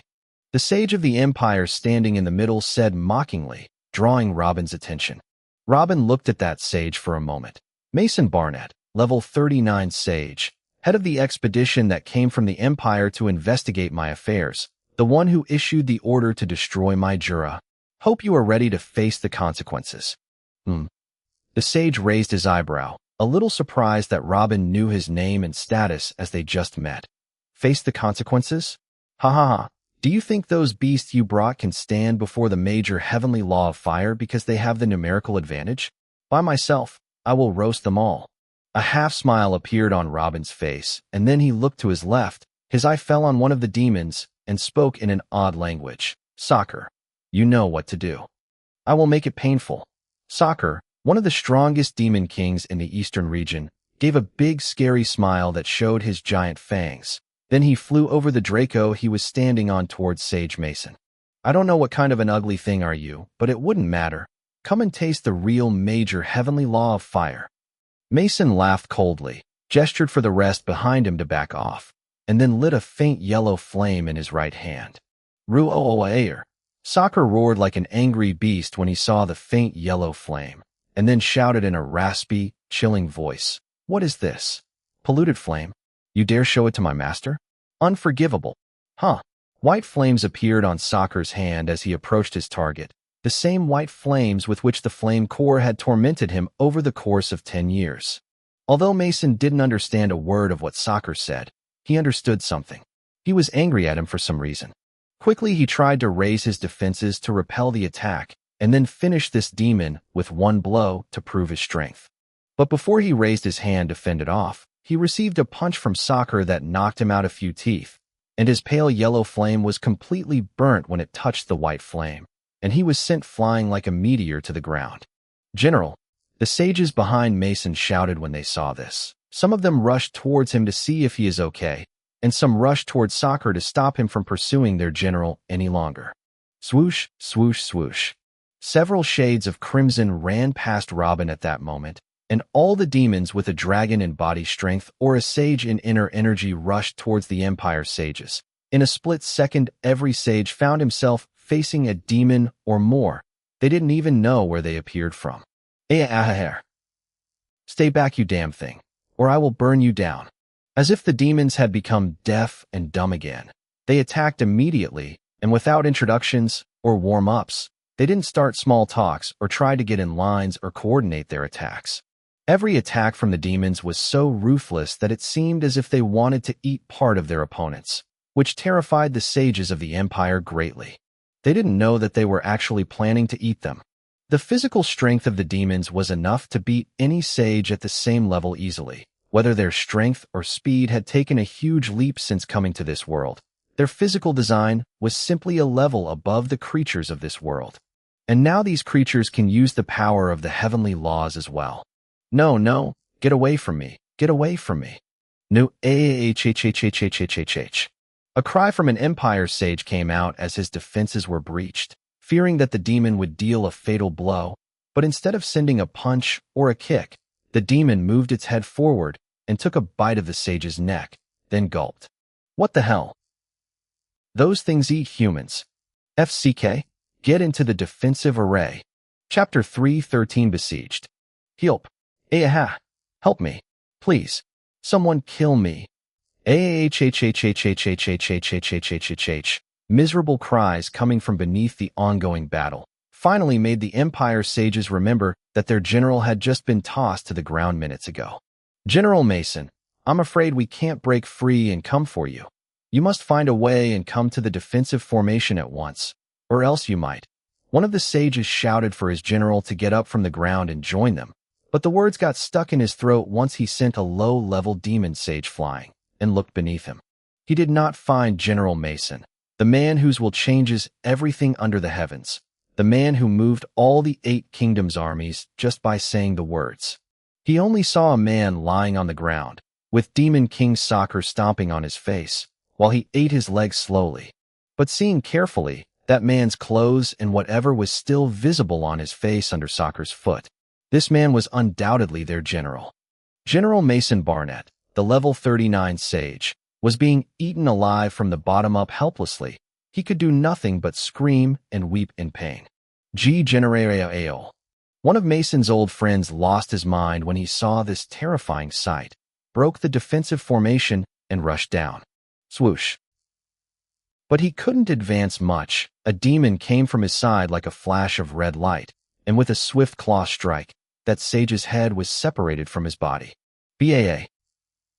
That sage's head fell to the ground, his eyes still filled with determination to save his old friend. Cling. The weapons of the knights and saints of the Imperial Allied forces began to fall to the ground in succession from what they saw. Some even wet their pants, and others started crying. What brought us here?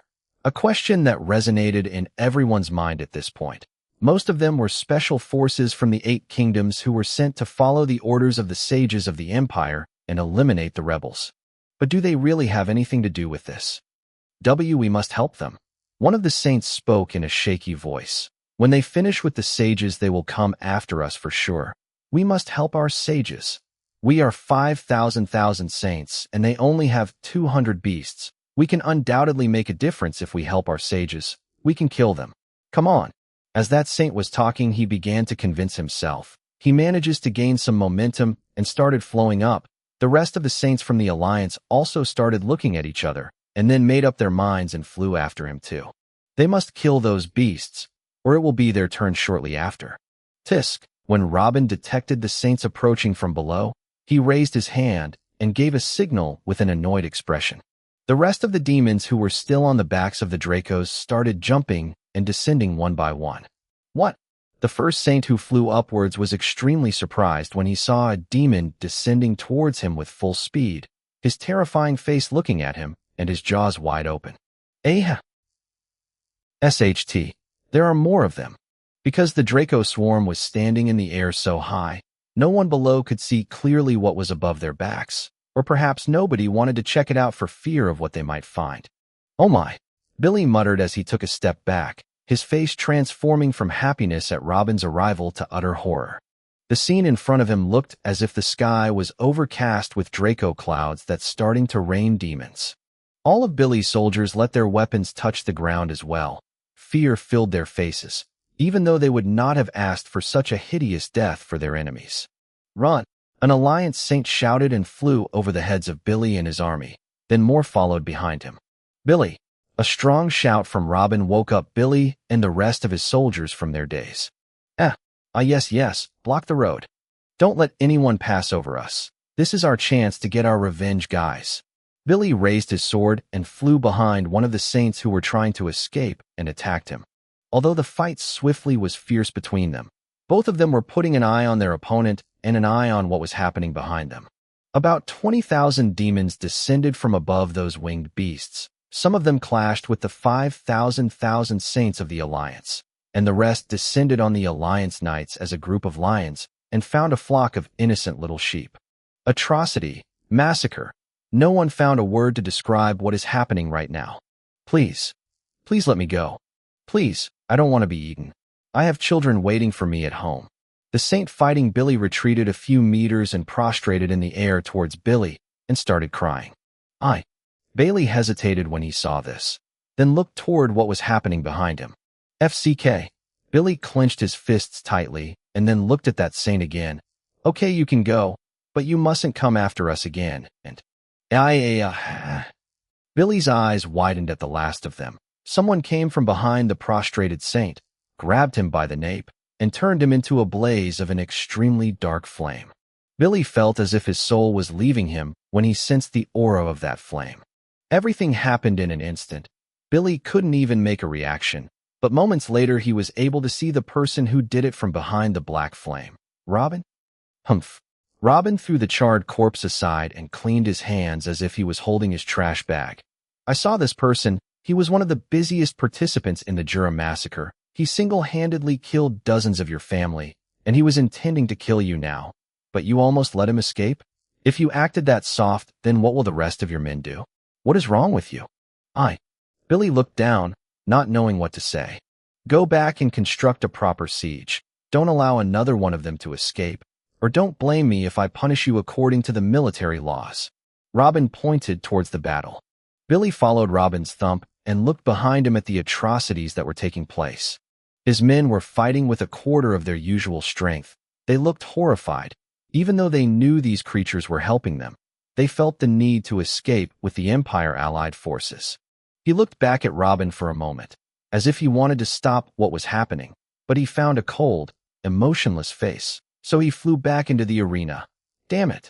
Get yourselves into Formation 0. You don't have to participate in the killing, but don't let one of them escape. Push them to the back and let those beings do their work. If one of you goes against the order, he will be considered a traitor. Yes. The Burton Special Forces shouted and began to take tight defensive formations. No, let's pass. Just let me pass or kill me yourself. Hey, Chapter 314, Seeing an Old Friend. Half an hour later. Salute His Excellency. We salute Robin Burton. About 9,000 saints got down on one knee and shouted in unison. Father! Whoa! Zara ran and fell into Robin's chest and started weeping bitterly, forgetting for an instant that she was the leader of hundreds of saints in the Life Legion and a fierce fighter who had fought countless battles and taken countless lives. Take it easy, I'm here now. Robin held her closer to him and gently stroked her hair with a slight smile. This was the first genuine smile that appeared on his face since he left for Nahari. For the first time in 21 years, his smile was not fake. There were no pride or joy behind it, just love and a sense of relief. Although Zara is now more than 40 years old, in his eyes, she is still the same child he rescued from slavery when she was 8 years old. Then he looked around him again and found two familiar young men. He opened one of his arms and spoke with the same gentle smile. "What are you waiting for?" Theo and Peon looked at each other for a moment and then rushed into Robin's embrace as well. The last 2 decades have been too hard for them. Only after he left did the two of them know how dependent they were on him. Finally, after about a minute, Robin let them go and looked behind him, and then pointed out, "This is Jabba, my first and only disciple at the moment. You can count on him for anything you want help with. And this is Amon of the demon race, and he is one of my loyal followers. If you want to move the demons or anything related to them, just talk to him and he will arrange it. Just use the thoughts conveying technique, as they don't understand our language yet." Then he addressed a word to Jabba and Amon in Nahari's language. "These 3 are my adopted children, Theo, Peon, and Zara. If they ask you for something, don't hesitate to do it. And if you need anything too, they are there for you, all right?" "Understood." The 5 nodded, and then Peon and Theo moved and shook hands with Jabba and Amon. There was still some dread in their hearts for the giant and the other creature who seemed to have crawled out of the bottom of hell, but as long as they followed their father, everything was fine. Not only that, but rather a certain safe and prideful feeling began to appear in their hearts as their father managed to get these powerful creatures to work for him. But this is only to be expected. Robin looked around trying to find a certain person, until finally his eyes fell in a certain direction and spoke. "Hey, how long are you going to keep staring there?" Billy was still wide-eyed and looking at a demon eating the liver of one of the sages of the Flame Empire, as if he was eating candy, and not only him, but the entire Flame Empire army had been wiped out and was being eaten with pleasure now before his eyes. Although the Burton family's army testified that these demons came to their rescue and did not touch one of them with harm, they unconsciously maintained the defensive formation even while saluting Robin. The horror they are seeing isn't something you can just overlook. How can a rabbit feel safe in the presence of a wolf, even if it helped him once? "Billy!" A shout again from Robin woke Billy from his disorientation, and he looked at Robin. "These are—" "Don't worry about them. They know when to eat and when to stop. Tell the men to rest too. It is all right." He spoke with a slight smile, and then continued, "After you finish sorting things out, I want to see you alone." "All right. I'll meet you in that tent there in a quarter of an hour." Billy nodded and went to check on the men and start setting up a camp. After a quarter of an hour, the commander's tent. Billy raised the curtain and walked in, looking worried. "Robin, are you sure these things will behave? Are you sure they will follow your orders? There are about 20,000 of them out there. If they go crazy, we are all dead. The men are terrified outside. They were living on eating beasts and mortals. Without me, they would not dream of tasting the taste of cultivators of the level of a saint or a sage. They would not have even dreamed of seeing, hearing, and talking." "Don't worry, they will do what they are asked," Robin said with a small smile, and then pointed toward the chair. Billy didn't understand anything of what Robin was saying, but understood enough to know that Robin had great faith in them. So he let out a long sigh and went to sit down smiling. "I didn't expect to see you today. I didn't expect to see you again at all. Seeing you here with that army. You came back knowing that we are in trouble? It must be Mila. When you were still late after Mila and Richard went to you, we thought that something bad happened to you 3, or you thought it was useless to come back and forsaken us, but it is clear that you met in the end. That is reassuring." Robin kept staring at Billy for about 5 seconds, after which he forced himself to move his left cheek to form a half smile and nodded. "Tell me about your trip, and how did you know we were here?" Billy asked. "How when I found out what was going on here, I used the major heavenly space law to reverse the coordinates I got from the all-seeing God to locate this planet, and then again used major heavenly space law to connect the gate in Jura and the gate in Nahari. The 2 gates working together made us arrive almost instantaneously after if it took me 8 days for the one-way trip to Nahari when I left. It also greatly reduced the cost of sending one person."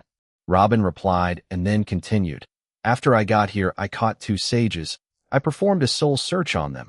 and one of them knew about the hunt and siege that would be imposed on you in this area. So I came immediately after the army assembled.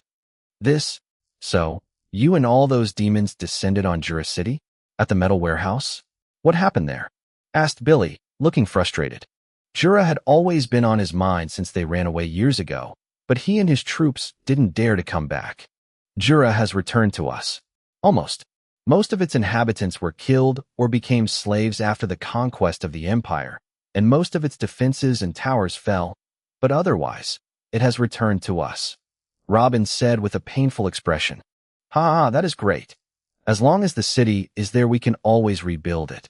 Billy laughed loudly and hit his hip. Then the laughter went away immediately as if he remembered something.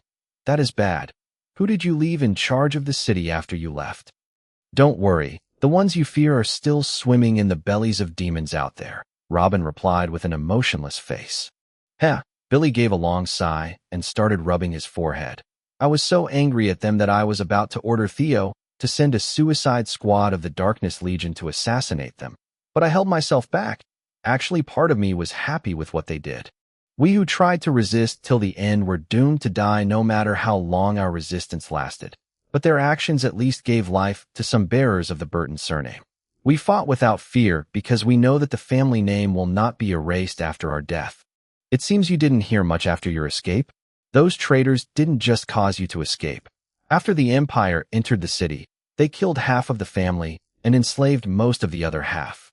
The ones who were left unharmed are those traitors and their descendants. It was better to issue the order and kill them off than for them to live on and be the new face of the family.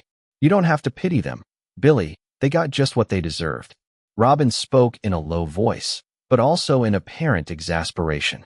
Chapter 3:15. I'm fine. Yet, Billy muttered in a low voice when he heard Robin's words. He didn't find it wrong to punish them as they are safe now, but feeding them to those demons? He had seen with his own eyes how cruel this sight is. No human being should go through this, even those traitors. Tell me what you know about empires. Robin changed the subject and asked.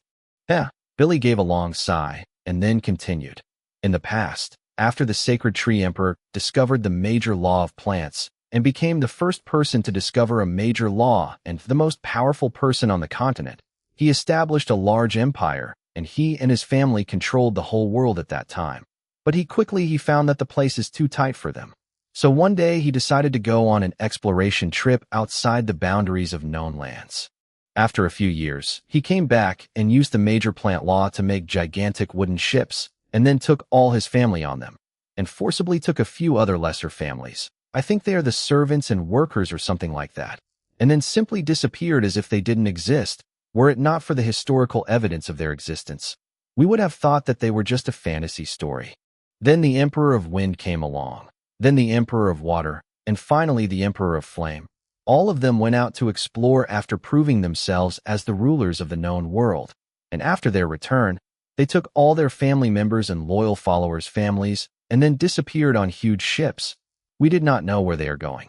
Their mystery continued until the Great War year. A massive war broke out all over the known because there was no one powerful entity to rule anymore. Every big family that exists wanted to take a piece of the cake, and everyone started slaughtering each other to secure some land for themselves. Even our Burton family was participating heavily in that war alongside the Marley family. After a few decades from the start of the Great War, very powerful people appeared who claimed to be from the four empires, and that what was happening in the ancestor continent affected the serenity of the rest of the world. And they directly supported 8 families to quickly win their wars, and those 8 families, later on, established the 8 kingdoms. And then the 4 empires made some laws that the kingdoms should obey, or else they were punished severely. The royal families over the years have had intermittent contact with the empires and have learned a few things about them. Alfred Marley told us all he knows. It turns out that they did not disappear and did not go to a higher world as the people thought, but rather went to other neighboring continents. Undiscovered continents full of minerals, unique beasts, and an abundance of energy stones. Each and every one of them a paradise full of untapped natural resources. Those continents should have been a new sanctuary for everyone. But now each of the continents is at the disposal of just one family. Alfred told us that there are 6 continents in the world, The first one the continent from which creation began, and the inhabitants of empires call it the land of the ancestors. As for the 4 empires, each of them controls a continent alone. As for the 6th central continent, it is not yet inhabited by humans, and the 4 empires use it as land for training their young and conducting training battles between them. And if there is an important resource in it, then a challenge among the young generation will determine the empire that takes that resource. Billy spoke in one breath. The Flame Empire is occupying a continent of their own, so that's where I saw Caesar and the rest being held. Do you know where the Fire Empire content is exactly? Robin asked. No. Wait, Caesar is still alive. That's excellent. Billy shook his head, then yelled. You don't know, huh? It's okay. I have another way to know where they are exactly. Tell me, have there been any problems between the 4 empires during the last millennium? Robin asked. Billy shook his head. Not in the past millennium and not before that either. There is simply nothing to fight over, do you imagine? One family has an entire continent at their disposal. If they lived another 1,000,000 years, they wouldn't need anything else. Why would they fight amongst themselves? I really envy them for this life. They have true peace. Not for long, Robin replied. Excuse me? Billy asked when he heard this, raising his eyebrows. Leave them for now and tell me about the current general situation in our ancestral continent. Robin spoke of the topic. The general situation in the ancestor continent completely changed after their decision to obey the orders of the Flame Empire and attack us. We had nowhere to escape anyway, so we had to take revenge as much as possible. Almost 10 years have passed since Jura was overrun, and since then my forces and I have been flying from city to city and kingdom to kingdom, destroying everything that comes before our eyes. All kingdoms have fallen to 40% of their original strength during the past 10 years. We tried to attack the 2 capitals of the kingdoms of Oclea and the Lying Water to uproot the royal families there completely, but both of them fled before we arrived, so we destroyed the 2 capitals and fled. We suffered a large number of losses as a result of that as well, but we did not focus much on the subject. We knew we're all dead in the end. We even stooped counting our deaths a few years ago. We intended to annihilate 1 or 2 kingdoms completely before the last of us gets killed. But you are here now. With the help of those 20,000 demons outside, we can reoccupy and refortify Jura City again. We can slowly grow the Burton family again and make everyone fear us once more. Billy spoke excitedly, but he was surprised by Robin's reply. No, your original plan is good. I'll walk through it too. My original plan? Yes, I will destroy everyone first, then I will think about the next stage. But there is a slight modification to your original plan. Now it will not be a suicide plan. Didn't you hear what I was saying? I had 30,000 saints, but we failed to completely destroy any kingdom.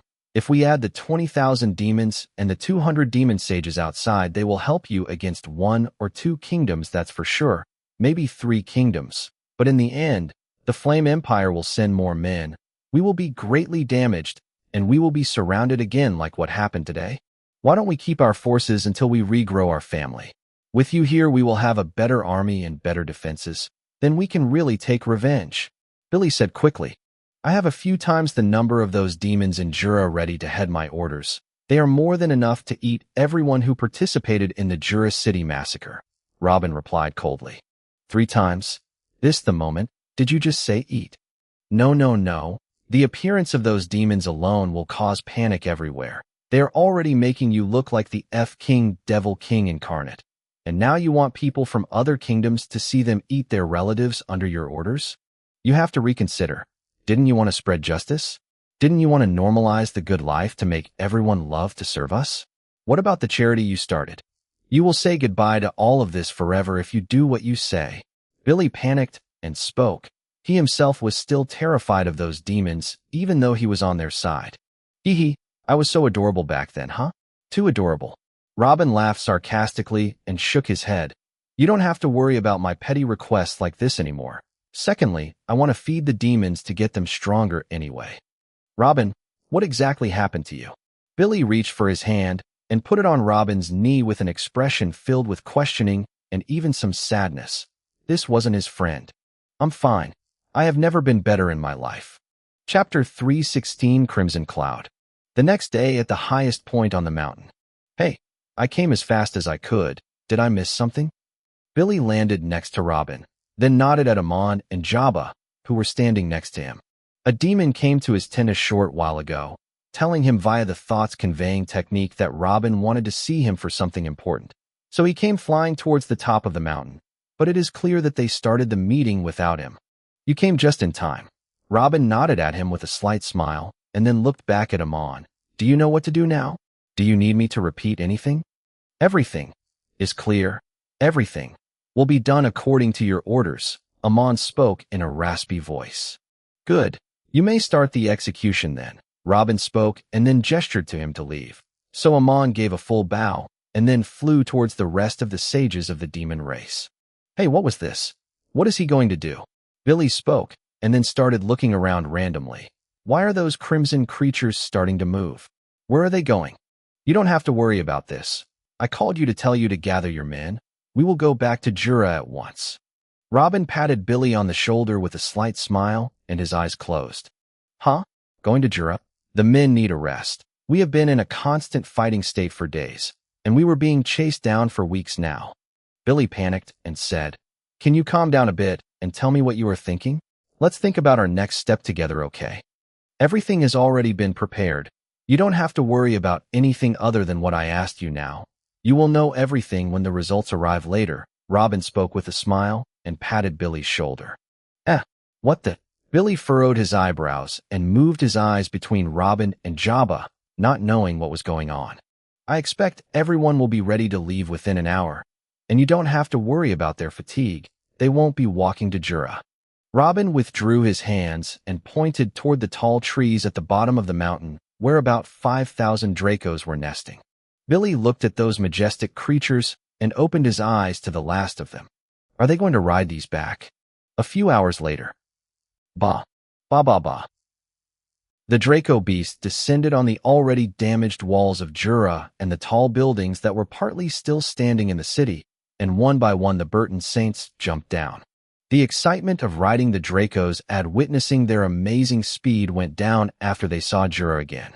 Traces of destruction are everywhere around them. The streets still painted a dark red after the massacre that took place 10 years ago, and even the fresh blood the demons left behind after the recent cleansing of the city. 9,000 saints could threaten the existence of any kingdom on the continent, but they fell to their knees one by one upon seeing this scene, with eyes filled with tears of strife and hearts crying out in pain. With all that strength they had, they failed to protect their people and property. What they are seeing now is what they got. They have no one or nowhere else. Robin looked around quietly. When he was here before, he was in no mood to examine the whole state of the city.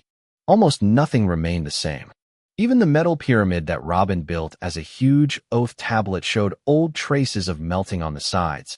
It is clear that a large number of sages tried to melt it to destroy it and free the rune masters and the special forces to extract information from them. But it is clear that they failed and stopped.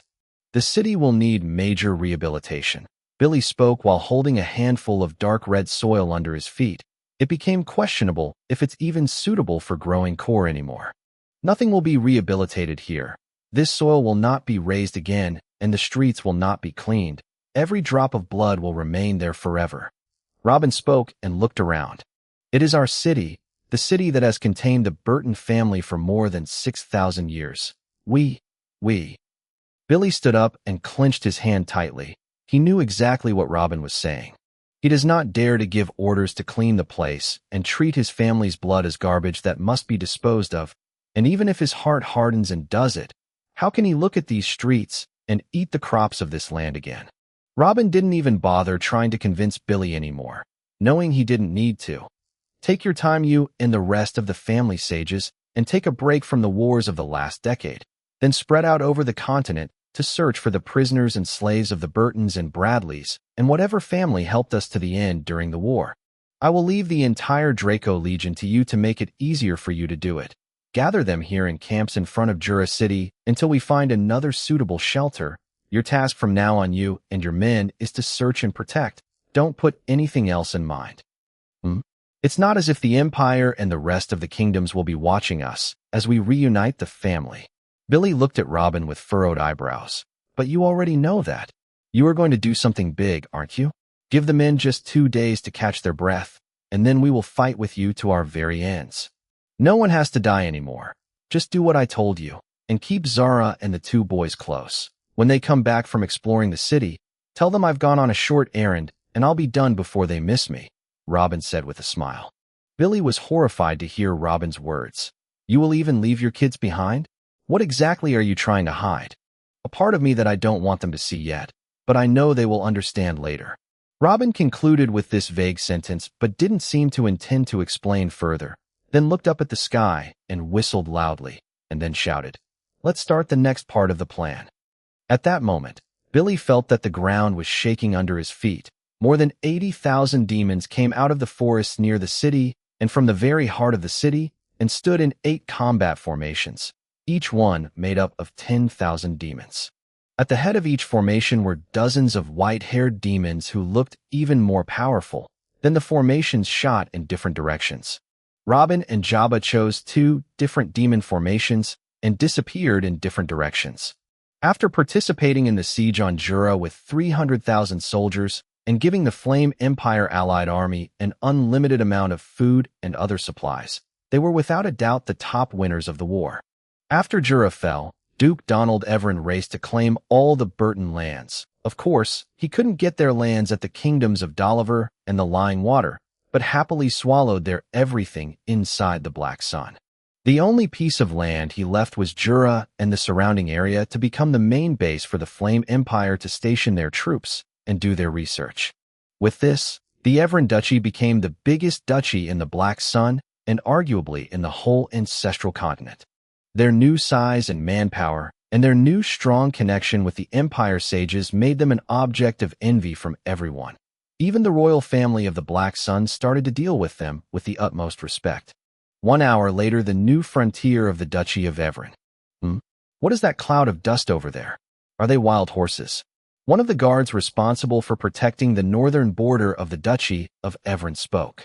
His colleague came and stared at the cloud of dust for a while. I don't know either. The vision is not completely clear, but I think I see some crimson creatures. They have horns too.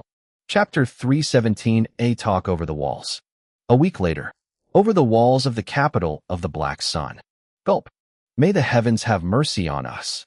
Thousands of soldiers standing on top of the walls gazed toward the horizon and began to recite their prayers. This wasn't the first time the capital had faced a hostile army, but it was the first time everyone stood inside its walls. At this moment, it didn't matter if you are a mortal or a sage.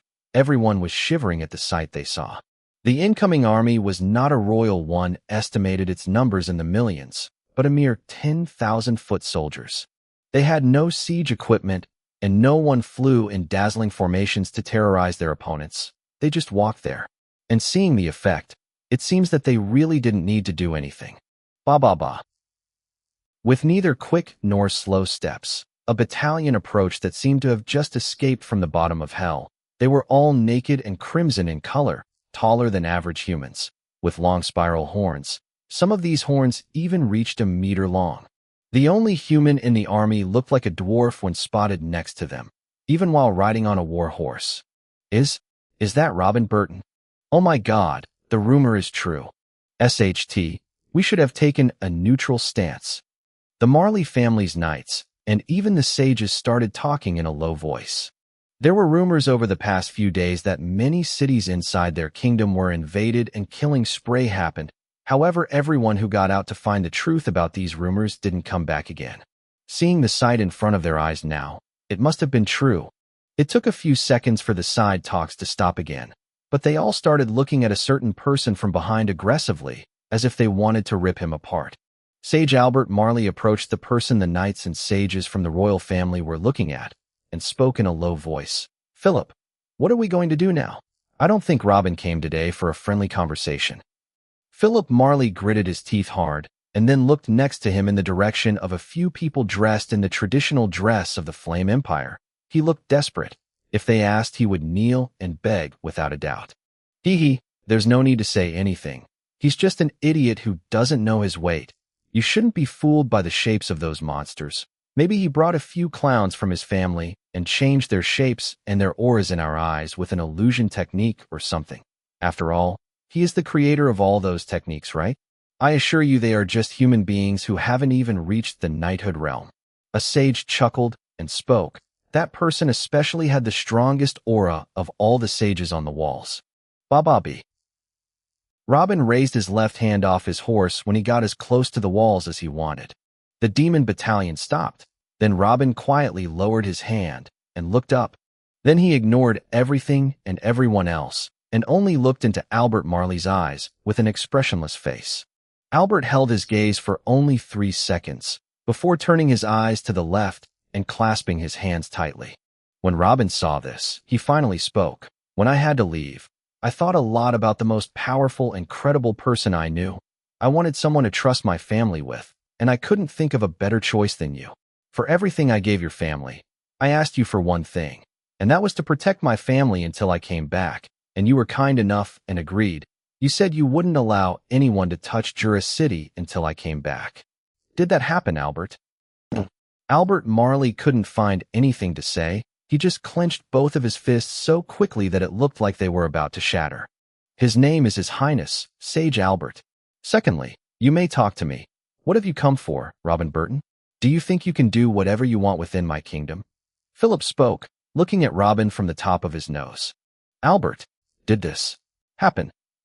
Robin repeated his question again, but this time with a cold tone and clear killing intent that made even his warhorse freeze in place and stop breathing for a few seconds. Why, yes, it happened. It happened.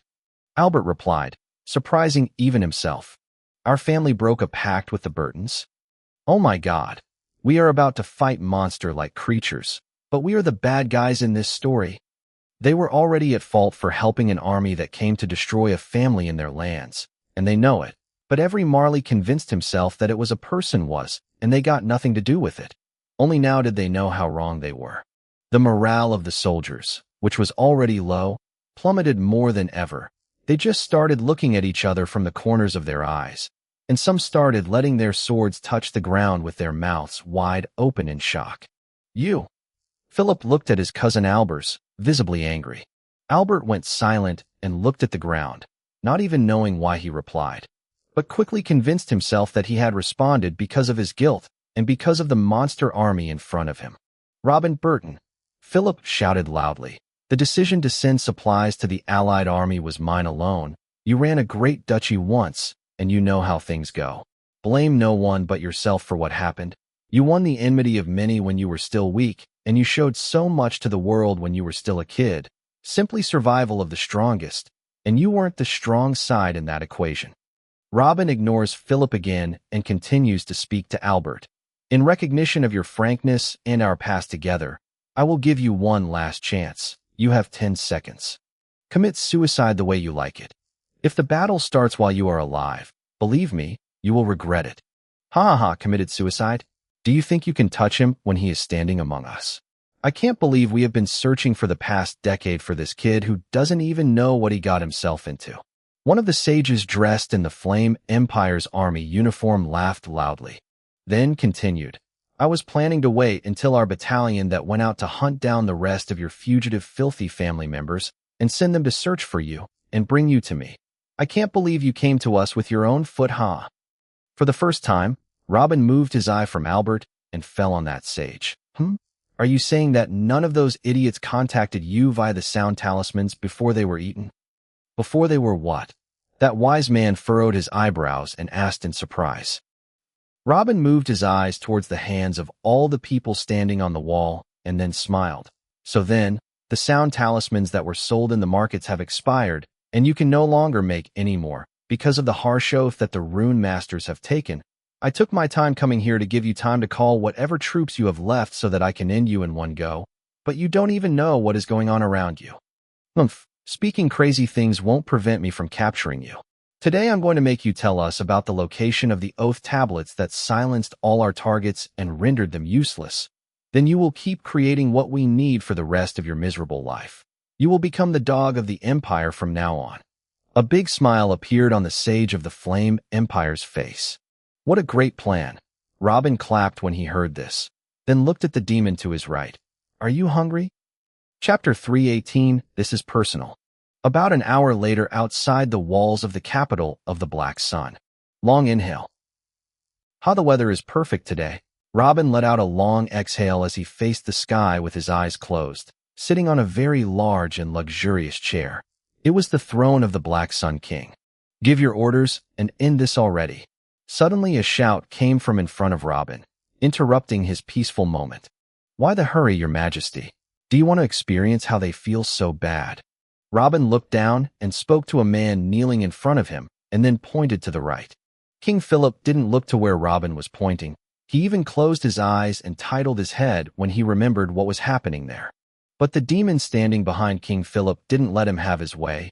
He grabbed Philip's head and forced it toward the left, and used his fingers to open his eyes to see what was happening. ARRGHHH. The scenery in that direction was simply a feast, just a happy group of demons gnawing and chewing on hundreds of corpses dressed in the uniform of the Flame Empire. The siege around the imperial capital didn't last nearly as long as what happened in Jura. The royal capital didn't have 30,000 saints to fight against Robin's mighty army. As soon as the fight began, all the demons at the sagehood level attacked the wall and clashed with the few dozen sages of the Flame Empire. Then the rest of the demons at sainthood jumped up past them and wreaked havoc in the army behind the walls. The 10,000 saint demons were unattended and unstoppable. This was not a battle nor a siege, but a quick, one-sided massacre. Had Robin not given strict orders to keep the Marley family's descendants alive as much as possible, they would have joined that feast as well. Ch-ch-ch-ch. King Philip Marley started making involuntary sounds watching these crimson-horned creatures cutting the bellies of these sages and eating happily. Even though he was a strong, cruel king that ruled these lands with an iron fist for too long, he couldn't get himself together when thinking that this is his inescapable future. This scene, these devils, shouldn't exist in this world. He tried with all his might to remove the demon's hands from his face so that he could turn away from this horrific scene, but he could not move his head or even narrow his eyes. Why don't you just kill us? A low voice caught Robin's eye, and his eyes fell on someone else kneeling next to Philip, but looking at the ground with fear and helplessness. It was the sage Albert Marley. BAA, the demon standing behind Albert, came down with a slap on the back of his head and spoke in a foreign language. Who gave you permission to speak, prisoner? Robin looked at Albert for a few seconds and then rolled his eyes over the long lines behind him. About 200 saints from the Marley family were kneeling just like the two of them, and behind each one stood an even stronger demon ready to kill him in the blink of an eye. Robin then looked back at Albert. Of course, I'm thinking of a good way to deal with you. You don't think you'll simply get away like the clowns of the Flame Empire, right? I don't have any personal enmity with those. They just want my stuff. Of course, they choose the wrongest way possible and are going to pay for it. But it's just business, I understand that. But you lot. FCKU. You have made the biggest mistake of your life. When the Flame Empire's forces return from their mission and the armies of the other 7 kingdoms are formed after they know what happened here, no matter how powerful you and these things are, you will all be eliminated for sure. The whole world will hunt you down like dogs. King Philip shouted with all his might. Robin gestured to the demon behind Philip's head to leave him, then looked him in the eye and asked, The world will hunt us, you say? What world are you talking about? Huh? Philip, who was rubbing his neck, which had a few torn muscles after his little incident just now, looked at Robin with shock after his word. What world? What kind of question was that? Robin pointed behind him. You see this army? They are nothing special. There are 9 like it roaming the continent now as we speak, with orders to devour everyone who is a knight or above. I have decided that level 10 will be the limit for anyone whose name isn't Burton from now on. Oh, I almost forget the army that went toward the lands of the Duchy of Everin. They are a little different. They have the permission to devour anyone who has the Everin bloodline in his body. They had their fun. Now they will repay me by making my demons stronger. So, what world were you talking about? No, though. You are a liar. You are definitely a liar. A liar. Philip started to mutter in shock and then screamed. The rest of the 200 Marley saints looked at Robin in utter shock as well. Albert shook his head quickly. No, I refuse to believe it. Why would you lie like that? You especially can't do it. You spent tens of millions on charitable projects for the people in your land. You are pumping millions of gold coins into your new lands because you want people to love you. No, no, you can't give such orders. That way you would be the worst sinner in the history of this continent. Humph, do you think I'm so free to lie to some dead men? Robin answered coldly and tilted his back to rest on his throne. Do you think I care about my reputation in front of anyone now, Your Highness? Albert looked into Robin's eyes for a long time. But soon he discovered that it was the first time he had seen those eyes. He realized that he had made a mistake. This was not Robin Burton he remembered, so he just involuntarily muttered, "Who are you?" "Just someone who wants to start over clean." Robin gave a half smile and replied. Albert opened his mouth slightly and then looked down with a half-focused eye. After a few seconds, he gave a long sigh, smiled, and started to activate his energy. When Robin saw this, he furrowed an eyebrow and shouted angrily, "Don't you dare! If you dare commit suicide by cutting your lifeline, I will force my life energy into your body to keep you alive and ignite the flame of death in you for 10 full hours. That goes for all of you. Your death is mine to determine. You have lost that privilege already, you worms." When Albert and the rest of the Marley family heard this, they felt that they had already fallen into the lowest pit of hell. All of them, without exception, had already considered suicide if Robin ordered their slow death. Only now did they realize how naive they were. Philip looked side by side at his family, his children, grandchildren, and siblings, then looked down at the ground for a moment before shouting at Robin, "Then give your dogs the command to eat us already. It's not like you have the power to do anything to us on your own. Why are you still prolonging this ridiculous play?" Robin raised his eyebrows slightly as he listened to Philip's words, then stood up and signaled to the demon behind Philip to back off. "Congratulations to you. You have chosen your way of death. You will be killed personally at my hands." Philip stood with a look of anger and happiness at the same time. "Ha, you want a battle? As if I could kill you among all your dogs. But it doesn't matter. I hope you hold on for more than 10 seconds before you run away and order me to kill. That will be fun." Logical. Robin nodded, then extended his hand and summoned his black spear from the space ring, and spoke in a loud voice. "Then what do you think about this?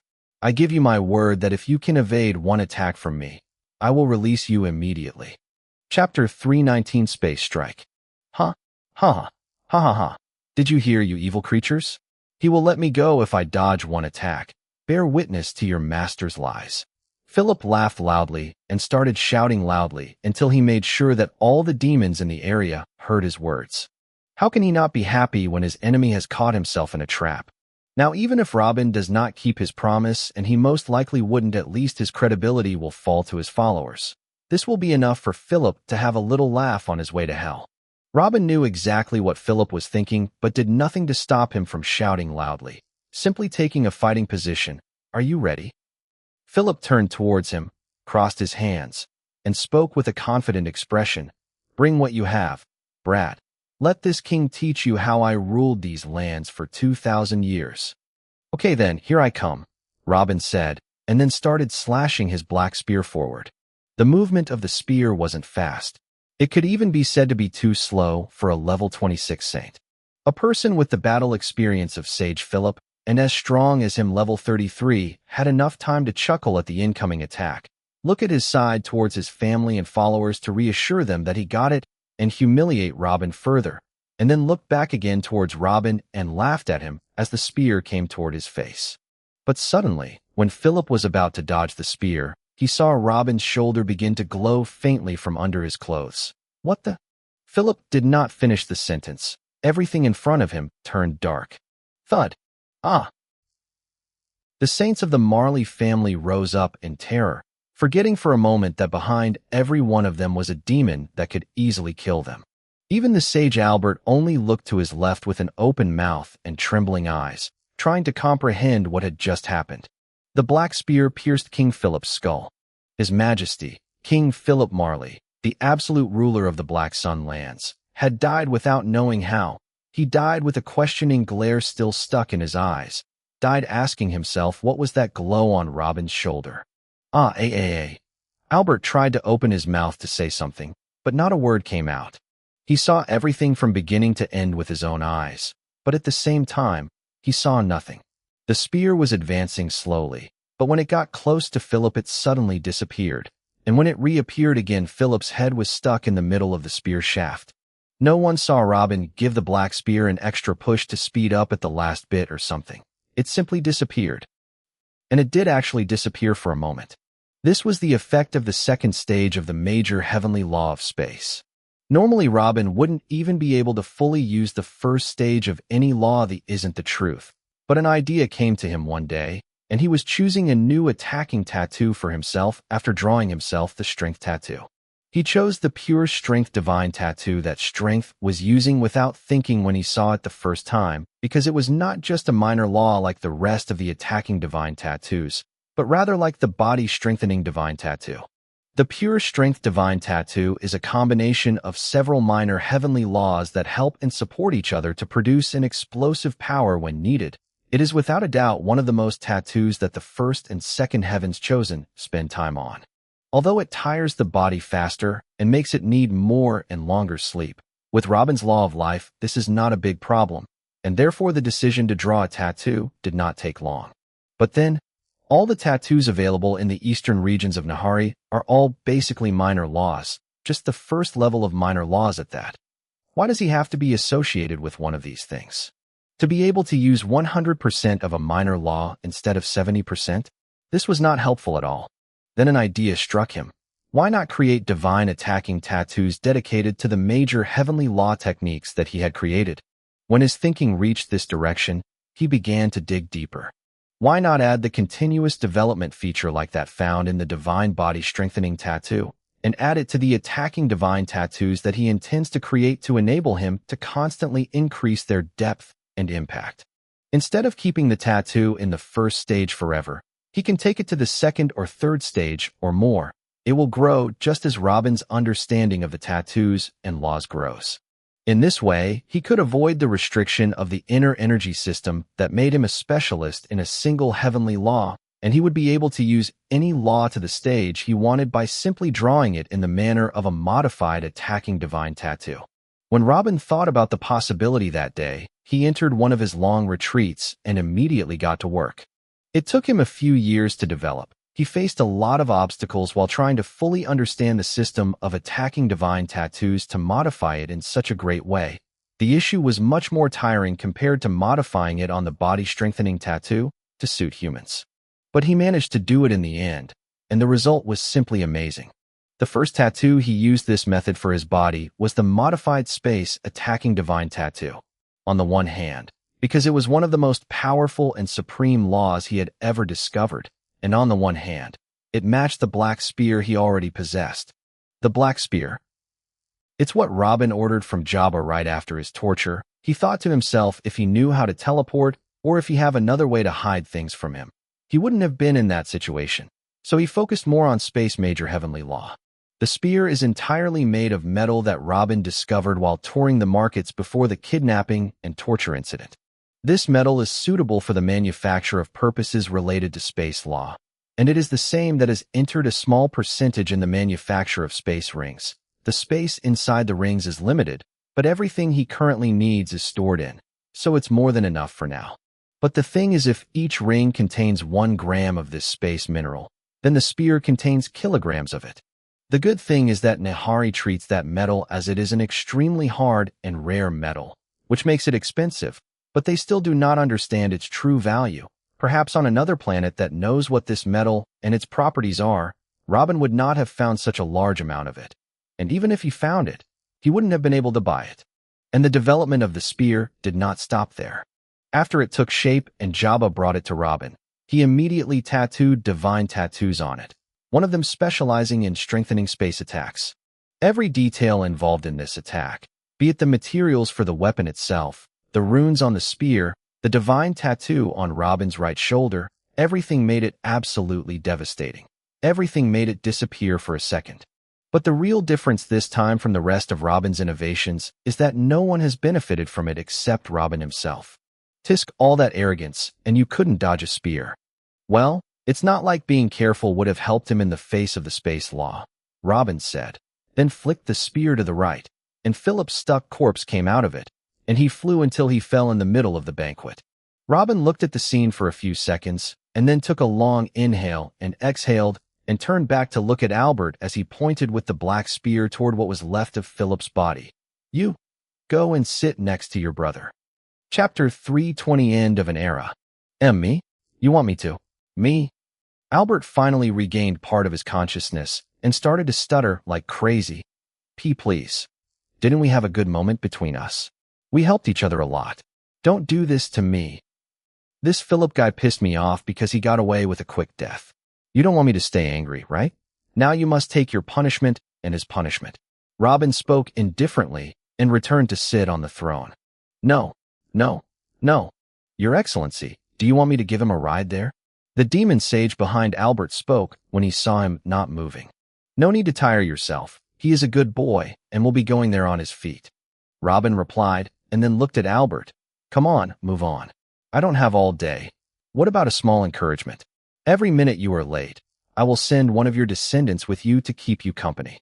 Albert looked up at Robin with a frightened look. Only a cold face and half-open eyes met him. Robin appeared as if he was looking at an insect that had bitten him and not a human being. He had just decided his death in the most horrific way. Devil. Robin didn't show any reaction when he heard this. He just raised his right hand and gestured at him to start moving. After a few more seconds, Albert finally stood up with an absent look as if life had already left him and began to drag his foot toward the banquet, where the hungry customers were waiting for their creamy meal. At first, he took a few short, heavy but powerful steps, trying to maintain his prestige even in death, growling. But with every step he took forward, more and more demons that were busy eating noticed him, stopping their eating and looking forward to the next dinner, with their smiling and blood-stained mouths. Badoom. Albert's old heart almost stopped. He didn't even notice that he stopped in place for a few seconds already. His mind could no longer give the command to his foot to take a step. Throw this one.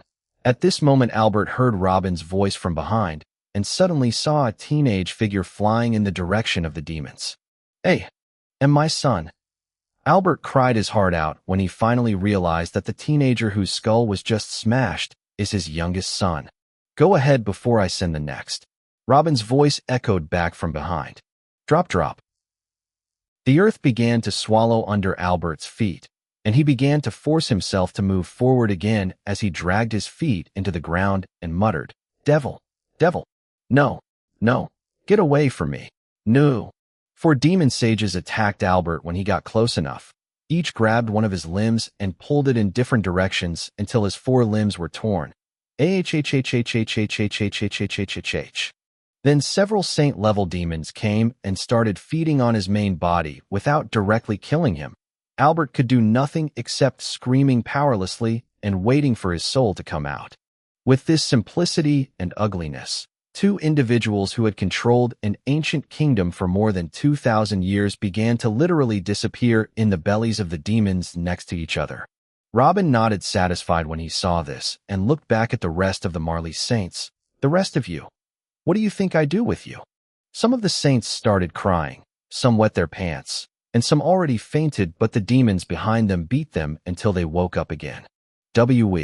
We. One of the elders of the Marley family tried to speak, but couldn't find anything to say. Others tried too, but the words seemed to get stuck in their throats. You what? Robin shouted, and everyone fell silent. No one dared to respond. Then Robin looked at them one by one until his eyes fell on one of them, and he signaled to the demons standing behind that man to bring him. Thud. That person fell to his knees again right in front of Robin's throne, trembling, not daring to raise his eyes. William Marley, the famous strong warrior and crown prince. Robin tilted himself forward a little and spoke. A person as admirable as you should not have such a weak appearance. I even admired and respected your character one day. This humble one doesn't deserve to be admired or respected by you, Your Excellency. William stammered a few times, but eventually managed to finish the sentence. It is as if it was yesterday when he brought his younger brother Alfred to Juris City in a big manner, demanded to see Robin, and even made Robin teach his brother the white candle technique. Of course, he made some payments, but they were nothing. He made Robin teach his younger brother. That one day, when some elders of the Burtons betrayed their family and leaked what this white candle really was. William panicked. He actually made Robin, the man who discovered the purest form of the fire heavenly major law, teach his peerless technique to his brother at such a near-to-nothing price. He panicked when he heard what this white candle really is, and feared for a second that Robin might hold a grudge against him, but also forgot about it just as quickly, because there were no more Burtons to back Robin. He had nothing to fear. But today, under Robin's gaze and words, he felt that he is about to taste his uncle's end. You damn right you don't. But good, this is the attitude I like. Robin clapped and said, Do you know why I treat you lots so specially, William? I mean, all the other royal families haven't had this special honor. Because we betrayed the agreement. William replied, every word coming out of his mouth as if his heart went out with it. Wrong. Robin hits the throne. It's because I want to give you a chance. A chance.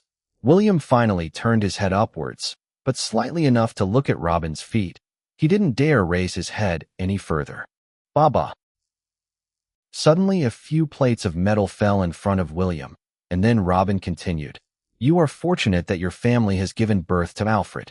He is like a little brother to Caesar. I don't want him to grieve when he comes back and says I left him no family. As vile as you are, you still his blood. Alfred? Alfred! William suddenly remembered something, and then lowered his head again until it looked like it was going to touch the sand.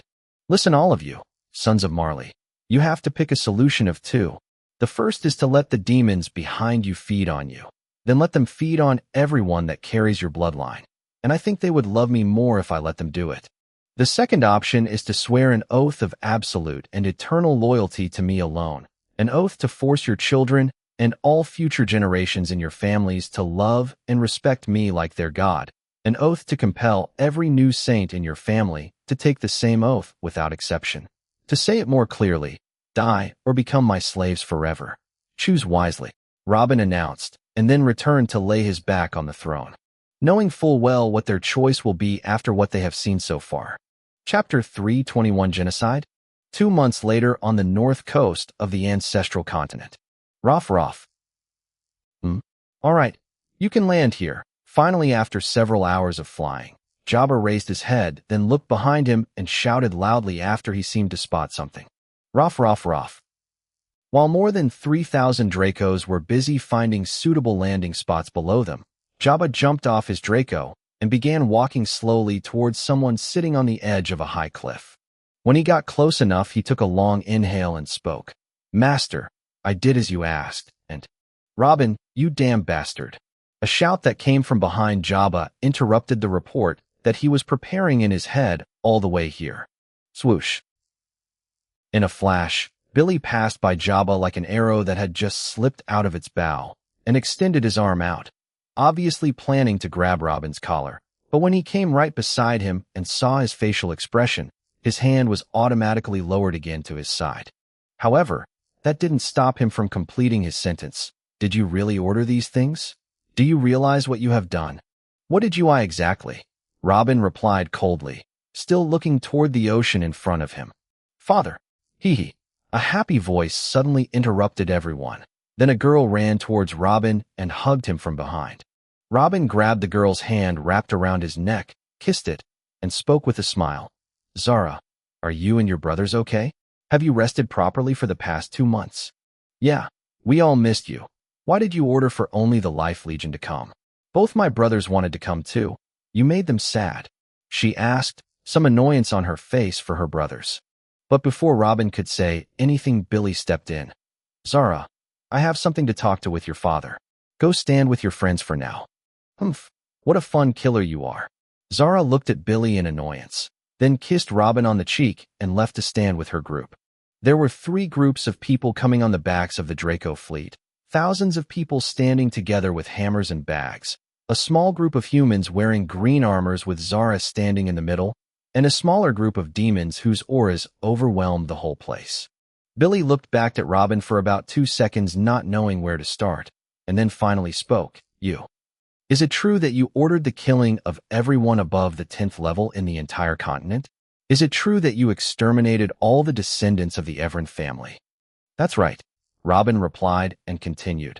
By the way, were the instructions followed? Jabba knew that the question was directed at him and replied, yes, After dividing the demons into smaller battalions, it took less time than expected until all the major cities on the continent were already searched and everyone above the knighthood was killed. We found small scattering groups of Flame Empire saints and sages, and even some youth that looked like they came for sightseeing. They are all dead. As for the Everin family, none of them are left alive. None was left with an intact corpse. Currently, Amon is supervising the summoning of more demons at the Warrior Knight realm and distributing them over the entire continent to hunt and kill those who managed to escape from the cities before our troops arrived. What about the three kings? Robin asked. The kings of the kingdoms of Doliver, Lying Water, and Oclea were captured and heavily tortured in the public squares within their kingdoms for a month with the help of members of the Life Legion before they were given the permission to die at last, Jabba spoke. Good. You can distribute the boys and start work now. Robin nodded. Yes, Jabba replied, and then looked back and pointed toward the shore below the cliff on which Robin was sitting and shouted, Come on, we'll set up the port here. Come on, move, move. Approximately 4,000 people from the lower races of Nahari rushed toward the shore with heavy equipment on their backs, and when the first of them reached the shore, who seemed to be their chief, stretched out his hands forward, and suddenly tons of pre-prepared metal plates appeared before him. The rest of the group starting to take these plates and move them to different locations. Robin looked at that person from above and spoke. How long will you take? Oh, in response to the sect head, the establishment of the port's tongues and the manufacture of the required number of ships of the size and methods devised by Your Excellency with our current numbers. I think it will take about 4 months before handing them over to the rune masters. The chief blacksmith bowed and spoke. Then another person came and bowed his side. Drawing the runes Your Excellency gave us will take longer, but we will try to draw them on the plates while the blacksmiths work. However, we will still need 2 more months after they are finished. We can deliver the ships ready to Your Excellency after 6 months from today. Robin nodded at them and spoke. I need these ships to reach their destination on time without delay. I hope you understand that. Come, sect head. The two of them bowed deeply and then went back to their work. How long are you going to keep ignoring me? Billy yelled suddenly. What do you want next, Billy? I have already answered your questions. Robin replied coldly. Why are you talking like you gave the orders to exterminate rats? You ordered the genocide of all the experts and fighters of the continent. You set the continent back tens of thousands of years. Billy yelled at the top of his lungs, since he found out about the orders Robin gave the demons. He has almost gone crazy. During the siege of Jura City, didn't the 7 kingdoms declare a royal war? A royal war means that they move the entire armies of all the noble families in their lands. This means that all the knights and saints whom I gave the order to kill did participate in the siege of Jura.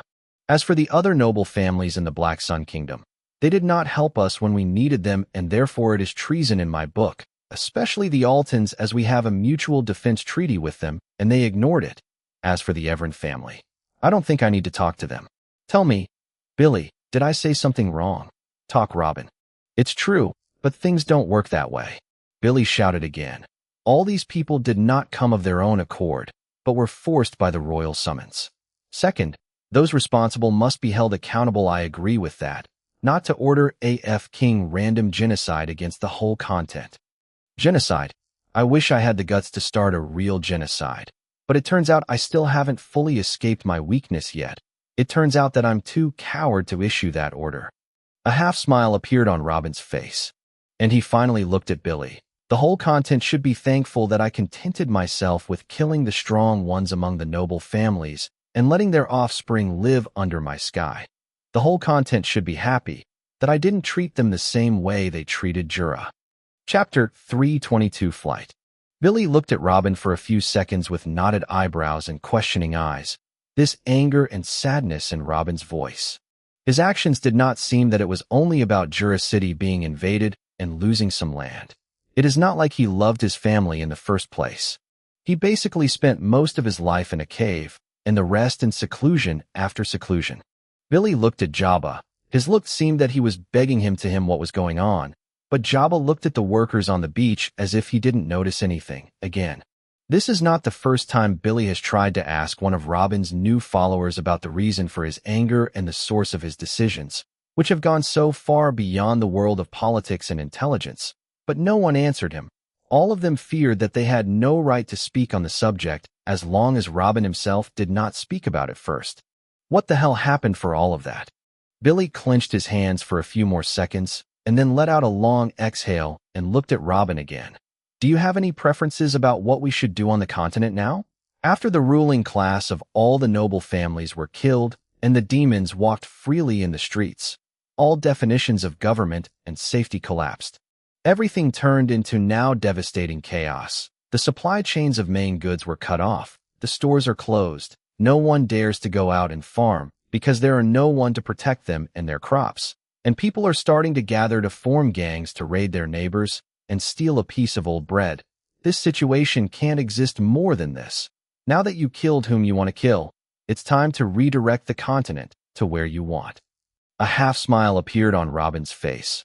Why are you saying it like this? Isn't that good news? Let them fight. Humans always have reasons to fight over. Now at least they have a good reason. Look at the bright side. At least now they are all on the same cultivation level. I don't think anyone else will dare to break into the knighthood realm anytime soon. Robin, we have to intervene or we will lose control of the continent forever. Everyone will die of starvation. And this will be a blood stain on the Burton family forever even if we can survive on our own. The Burton family? Finally, Robin turns to his side and looks Billy in the eyes. There's no such thing as the Burtons now. There aren't any families. This system is over. Now there's Robin Burton and the enforcers working under Robin Burton. Don't worry, no one blames the enforcers. You. Billy nearly stepped forward and punched Robin in the face, but he just turned around and walked over to his Draco. FCKU. It's on you then. Let's just spread that His Excellency has given orders to starve the whole damn continent. I don't even know why I bother myself with this. You have been unbearable since you came back. Unbearable. Billy, take the Burtons and the families who fought with us and stay in the capital of the Black Sun temporarily. I think William Marley will be polite to you. Tell the men in the special legions to rest and cultivate properly until next time I summon them. They deserve some extended rest. Robin called out to Billy before he flew and tossed 3 metallic tablets. When Amon returns to Nahari again to fetch more demons, tell him to bring you a number of energy stones and pearls to help you in training. He will manage it. Billy picked up the 3 metallic tablets, and with a quick swipe of his soul sense, he found that they were the 3rd stage of the laws of fire, darkness, and wind. Billy gave a long sigh. The men would love this. Thank you, on their behalf. Then he jumped on the back of the Draco and quickly disappeared from view. Zara. About a full minute after Billy left, Robin shouted, "You finally remembered I'm here." Zara left her companions and came on flying when she heard him calling. "Tell me about your life, Legion." Robin got straight to the point. At least ask me how I'm doing for a few minutes first so I can believe you care." Zara put her hand on her waist and spoke, but he quickly gave a smile and continued. "Anyway, by my count, the Life Corps has 422 people. Most of them joined early on and reached high levels of sainthood, and there are 27 people, including me, have made it all the way to level 30. Good enough." Robin nodded and passed a metal tablet to Zara. "Here you will find the 3rd stage of the life law. Absorb it first, then distribute it on your legion." "Wow, thank you." Zara grabbed the metal tablet, almost flew with joy. It has been a while since she and her new friends hit level 30, and they haven't been able to advance again. "Take those 2. He moved Robin and aimed her at an empty area beside him, and a small mountain of gleaming stones and pearls suddenly appeared that refreshed the place. "These energy stones are much better than the ones you know. Use them and distribute them to your legion to help them cultivate faster." "I do not know what to say," Zara muttered in a low voice when she saw the energy stones and pearls. Without Robin saying their benefits, the shape and aura of the stones were obvious enough, especially these pearls. "Say that you will be a sage in a week. I see that you have been stuck at level 30 for a few years. You can definitely do it.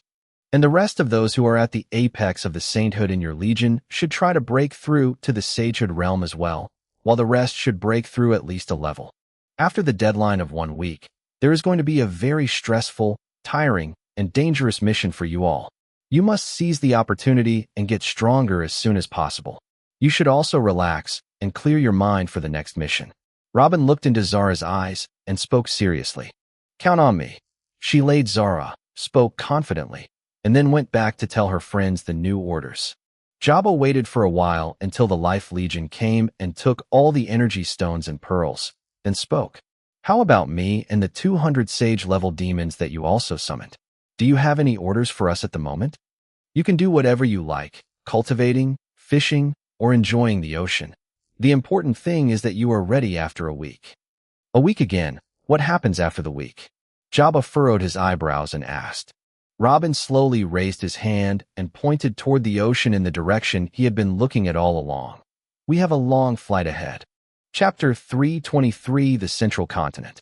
1 week later. Roff Roff. Sayawiya. A large number of winged Draco beasts soared into the sky one after the other and started shrieking excitedly. Master, everything is ready. We can move now. Jabba came from behind Robin, who was still sitting on the edge of the cliff, and spoke. When Robin heard this, he closed his eyes for a moment and inserted his spiritual sense into the voice ring for a few moments, then stood and flew silently toward one of the Draco's beasts, and Jabba went after him. Then he moved the Draco to float higher and looked down at the rest with a satisfied gaze. There were exactly 200 Dracos. Standing on top of each of them are 2 green-armored humans and 1 demon.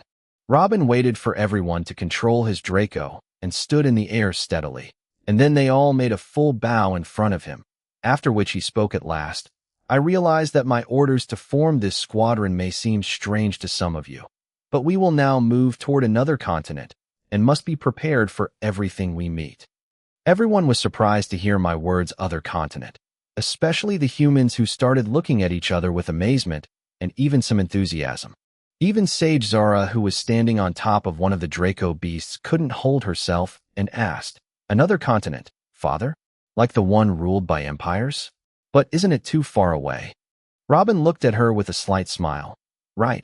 I used the major heavenly space law to determine the exact location of our destination and the distance between us. It takes months if we want to sail for it using ships, so I decided to form this team. Calculating the normal Draco speed, we will arrive after 6 days of continuous flight, but the Draco beasts can't fly all these days without rest.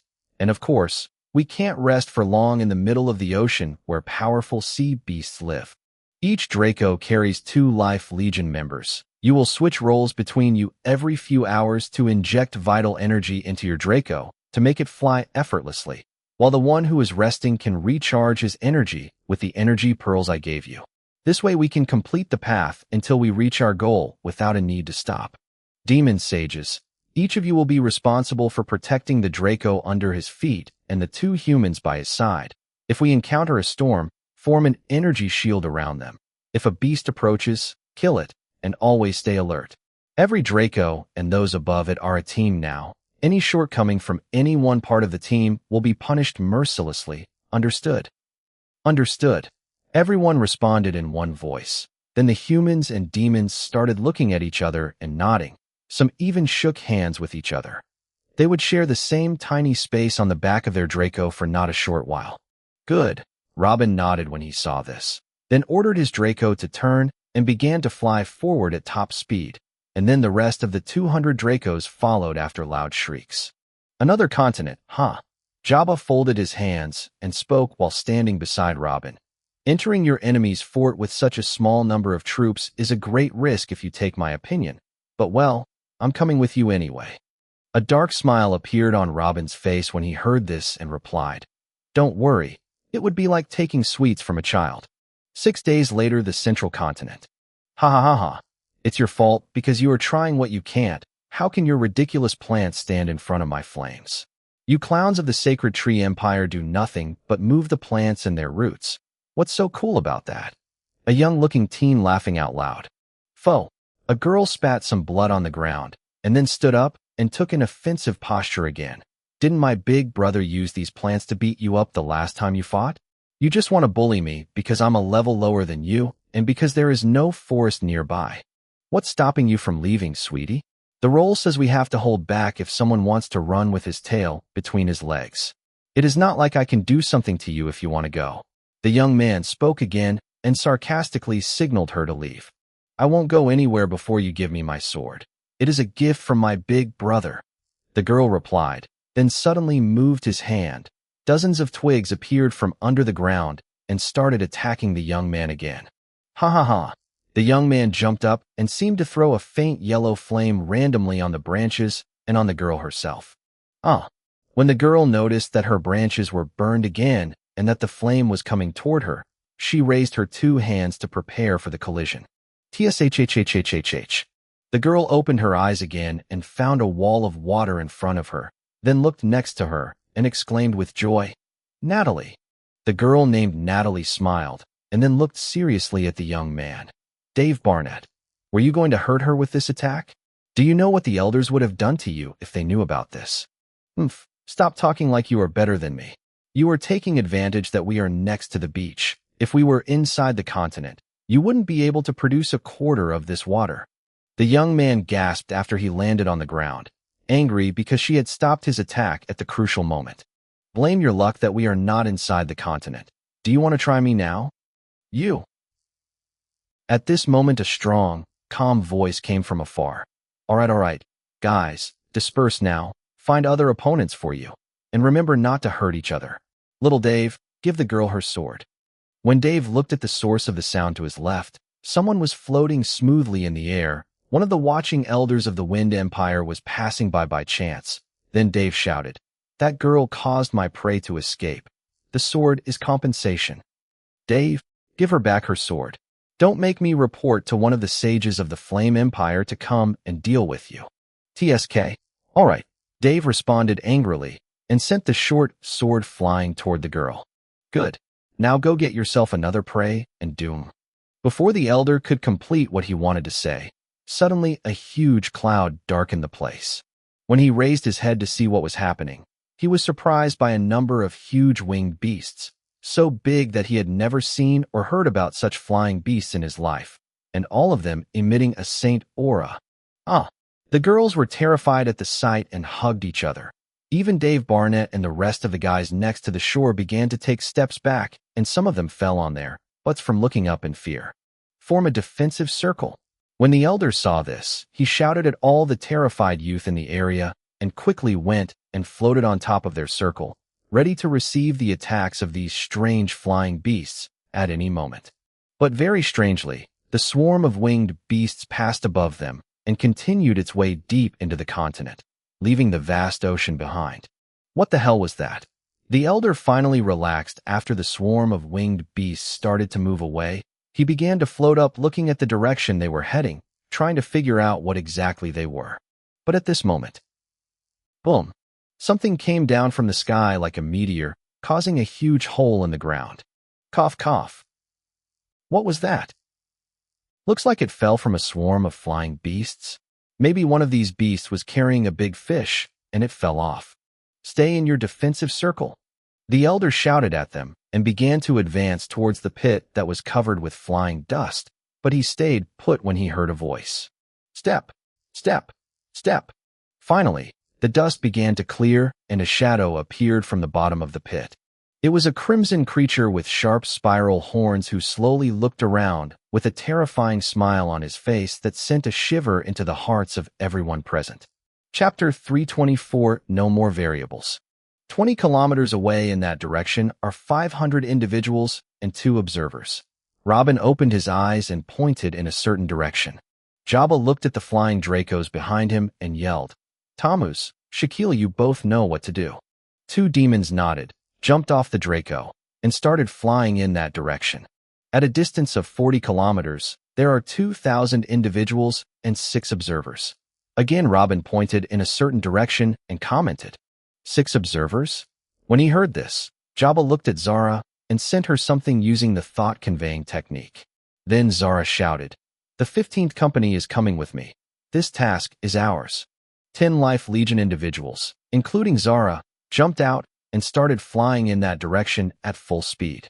There is a big building there with 30 individuals in it. About 90 kilometers away, it looks like the Northern Lookout Station. Robin spoke again, pointing at northwest. Then Jabba furrowed his eyebrows and looked to his left. "Brother Soccer, we will bother you again. Anything for master. Let's go. The Demon King Sakura replied with a hoarse voice and shouted, and 20 other demons followed him in that direction. After they went, Jabba looked behind him, checking what was left of the troops. He counted only 5 sages and 20 saints from the Life Legion. Then he shook his head, sighed, and spoke to Robin. I knew we should have brought more. Then Robin opened his eyes again and spoke, not pointing towards any direction this time. That's good enough. There aren't any large gatherings left in the central continent. Divide the forces that haven't been deployed to be support and escort teams if there is a problem with the rest. Now let's go back to the gathering point at the middle of the continent and wait for the good news. Jabba nodded and then directed the Draco squadron to go back. Quite a few long hours passed since they arrived at the shores of the central continent, so they toured it from south to north, and whenever Robin spotted a large human gathering, he sent a number of demons or Life Legion members towards them before he continued his way, and finally planted a few of his forces everywhere, covering the entire continent. Rough, rough. After a few seconds of flying, Jabba spoke again. If you take my opinion, I really don't think it was a good idea to send squads of demons only as you instructed. They don't know the language of the people of this planet, and they are very ferocious in how they do their business. You said that this continent is where the 4 empires gather to train, right? You only want the Flame Empire, but now you are sending these squads to every gathering without knowing who they are. This kind of randomness is not good. It will not end well. This continent contains only young men who are in knighthood realm or at the beginning of the sainthood at most, and with them, a number of observers to ensure their safety, and they are only at the top of sainthood. And there are also a few sages, but the overall number of the observers is not large. I think 150 is a maximum, and most of the sages here are in the lower or medium levels, so there is no need to worry about much resistance. The places that I have identified using space law are areas where a certain law is more active than others. It can be said that they are in training sessions, and those observers stand a little farther away to make sure that they are fine. This continent, in some sense, can be considered some kind of a big school. As for the demons and the life forces, they all have clear instructions not to resort to killing. Their orders are just to take everyone they find to the heart of this continent and break the bones of those who try to escape from them. I have no doubt that they will abide by the instructions. But if someone tries to court his death and forces our men to kill him, he is not to blame except himself. If the other 3 empires' kids get killed, no matter what the cause, I'm afraid you will make yourself more enemies. We are talking about families with almost unlimited resources and advanced training techniques available to everyone. The forces we encountered when rescuing your friend Billy and your sons are definitely nothing compared to the true forces of the Flame Empire. To be honest, I don't know if we can win without much sacrifice, and now your actions will most likely gain you 3 more enemies of that caliber. Jabba shook his head. It is clear from the actions of the Flame Empire that these 4 empires have reached the limits of arrogance that exceeded all known, and this place is the best proof of that. It is supposed to be a continent for fighting and training among the younger generation. This is understandable and actually smart. If every family occupies a continent of their own, then they will get soft without constant fighting opportunity, and this place provides that for them. But each empire sending a number of observers to make sure that their kids will not be harmed? How are they going to fight if no one can harm the other? Is this continent dedicated to training and skill polishing, or is it a social club? This place is a joke. But it also says a lot about how well the 4 empires protect their children and feel that no one has the right to touch a hair of their head, even in training, much less be taken as hostages. Indeed, they have much larger forces than the ones we faced before, and a large number of them have reached sagehood. But in our battle that you mentioned, how many demons on our side were killed? Jabba didn't know what to say. Robin did know the losses. They were negligible compared to the scale of that battle. They used to live very prosperously. They thought that the energy level and the technique of the major law of fire would suffice them to rule this planet forever, but they had forgotten how terrifying life can be at times. Robin spoke in exasperation. It is too late for the Flame Empire, but what is happening now will be a fitting pinch for the rest of the empires to wake up and know that there is no longer a place for arrogant people in this world anymore. Only I can act arrogant. Then he continued, If one of the other three empires tried to make us enemies even after they saw the power of the Life Legion and the power of the demons here, they are welcome to try. I will direct my gaze towards them after I finish up the Flame Empire anyway. I could no longer stand the presence of stupid and arrogant people on the back of my planet anymore. I can't risk another disaster. There will be no more variables here anymore. I had had enough. His words closed the subject completely in Jabba's face. He let out a long sigh and focused on commanding the Draco Squadron. Chapter 325 Camp. 3 weeks later. You filthy, ugly creature. It looks like you really are sick of life. Just you wait. My father will flay you alive when he finds out what's going on here.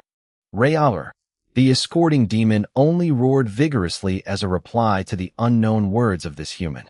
Dave, just shut your mouth and keep going. We have been walking for weeks already. Don't ruin everything and get us killed now. Natalie came up behind him and pulled his shirt sleeve. Damn it. I think that thing doesn't even understand a word. Even a much weaker beast can understand human speech, but this red creature can't? And why do we have to follow the orders of that thing in the first place? What kind of a stupid species is this? Maybe he wants to lead us to his lair and devour us as he likes, while we are trotting in front of him like idiots. What should we do then? Have you not seen how the observer was killed? He ate his heart out when he tried to resist. Stay patient. We might find a more powerful observer on our way to save us from this thing. Just focus on pulling the carriage your friend is lying upon and pray for the best, said another teenager beside him. Dave clenched his fists tightly and continued his way forward with his head tilted. He knew very well that there was no other choice. When the demon descended from the sky 3 weeks ago, he sent a mental message to everyone using the thoughts-conveying technique, saying that he had no intention of killing and that they should follow him somewhere to meet his master. No one knew how the demon could send his speech right into their heads, but this was not the time to act surprised and curious. Of course, they all refused, and the observer tried to resist and attack the demon with everything he got, but he was greatly overestimating himself. The demon killed the observer with ease and ate his heart in front of them, and sent another message, this time threatening to follow him. The youths thought that their large number would make it impossible for the demon to get them in line, so they tried to run in every direction, but the demon was simply too fast. He caught most of them before they went too far, and was using long-range white flame attacks to shoot down whoever goes farther. Everyone who reserved either the physical or long-range attacks for the demon got themselves severe injuries, and some of them died. Only at that moment did the rest know that they do not have much of a choice, so they carried their injured brothers and started following the demon silently. Along their way, the demon would go absent for a few moments, and then come back with a few individuals that he smelled them wandering in the area. They were mostly out for training or treasure hunting, but they found themselves thrown into the group, not knowing what was going on. The demon even found an observer nearby, and he succeeded in arresting him alive this time. When they started moving from the South Shore, they were about 300 individuals, but at this moment their number had already reached 500. No one knows what is happening and where this creature is taking them. They just walk day and night, afraid to reach that creature's den before a strong observer finds them. What is this over there? Hey everyone, come look ahead. You should see this. The person at the front of the group suddenly shouted when he came out of the woods. What is there? Please don't say you found a cave full of corpses. Some of the people in the group began to advance quickly to see what was happening in front of them, and some of them stuck their feet to the ground, afraid that they had finally reached their place of death. Oh my! Heavens, what is going on here? Natalie, the girl from the Water Empire who was trembling in the back, gathered some courage when she heard the words of the people in front. She took a long inhale and walked forward. She opened her mouth and her eyes to the last of them. She couldn't find a word to say. The sight in front of her was extremely strange. There is a deep valley in front of them in which there are about 40,000 teenagers and young men. All are sitting on the ground politely. They can even see some of the sages from their empires among those sitting on the ground. There was absolute silence in the area. It appeared like none of them dares to breathe loudly. Around them stood a great number of the same kind of red, horned creatures, and even a few humans dressed in green armor. Their auras said that they were sages or at the upper levels of a saint realm. There were a few hundred of them. especially a few demons whose auras were so powerful and bloody. They seemed to be at least high-level sages. Although the number of prisoners from the four empires is overwhelmingly greater, all of this is useless in front of more than 200 sages ready to strike random attacks at the same time.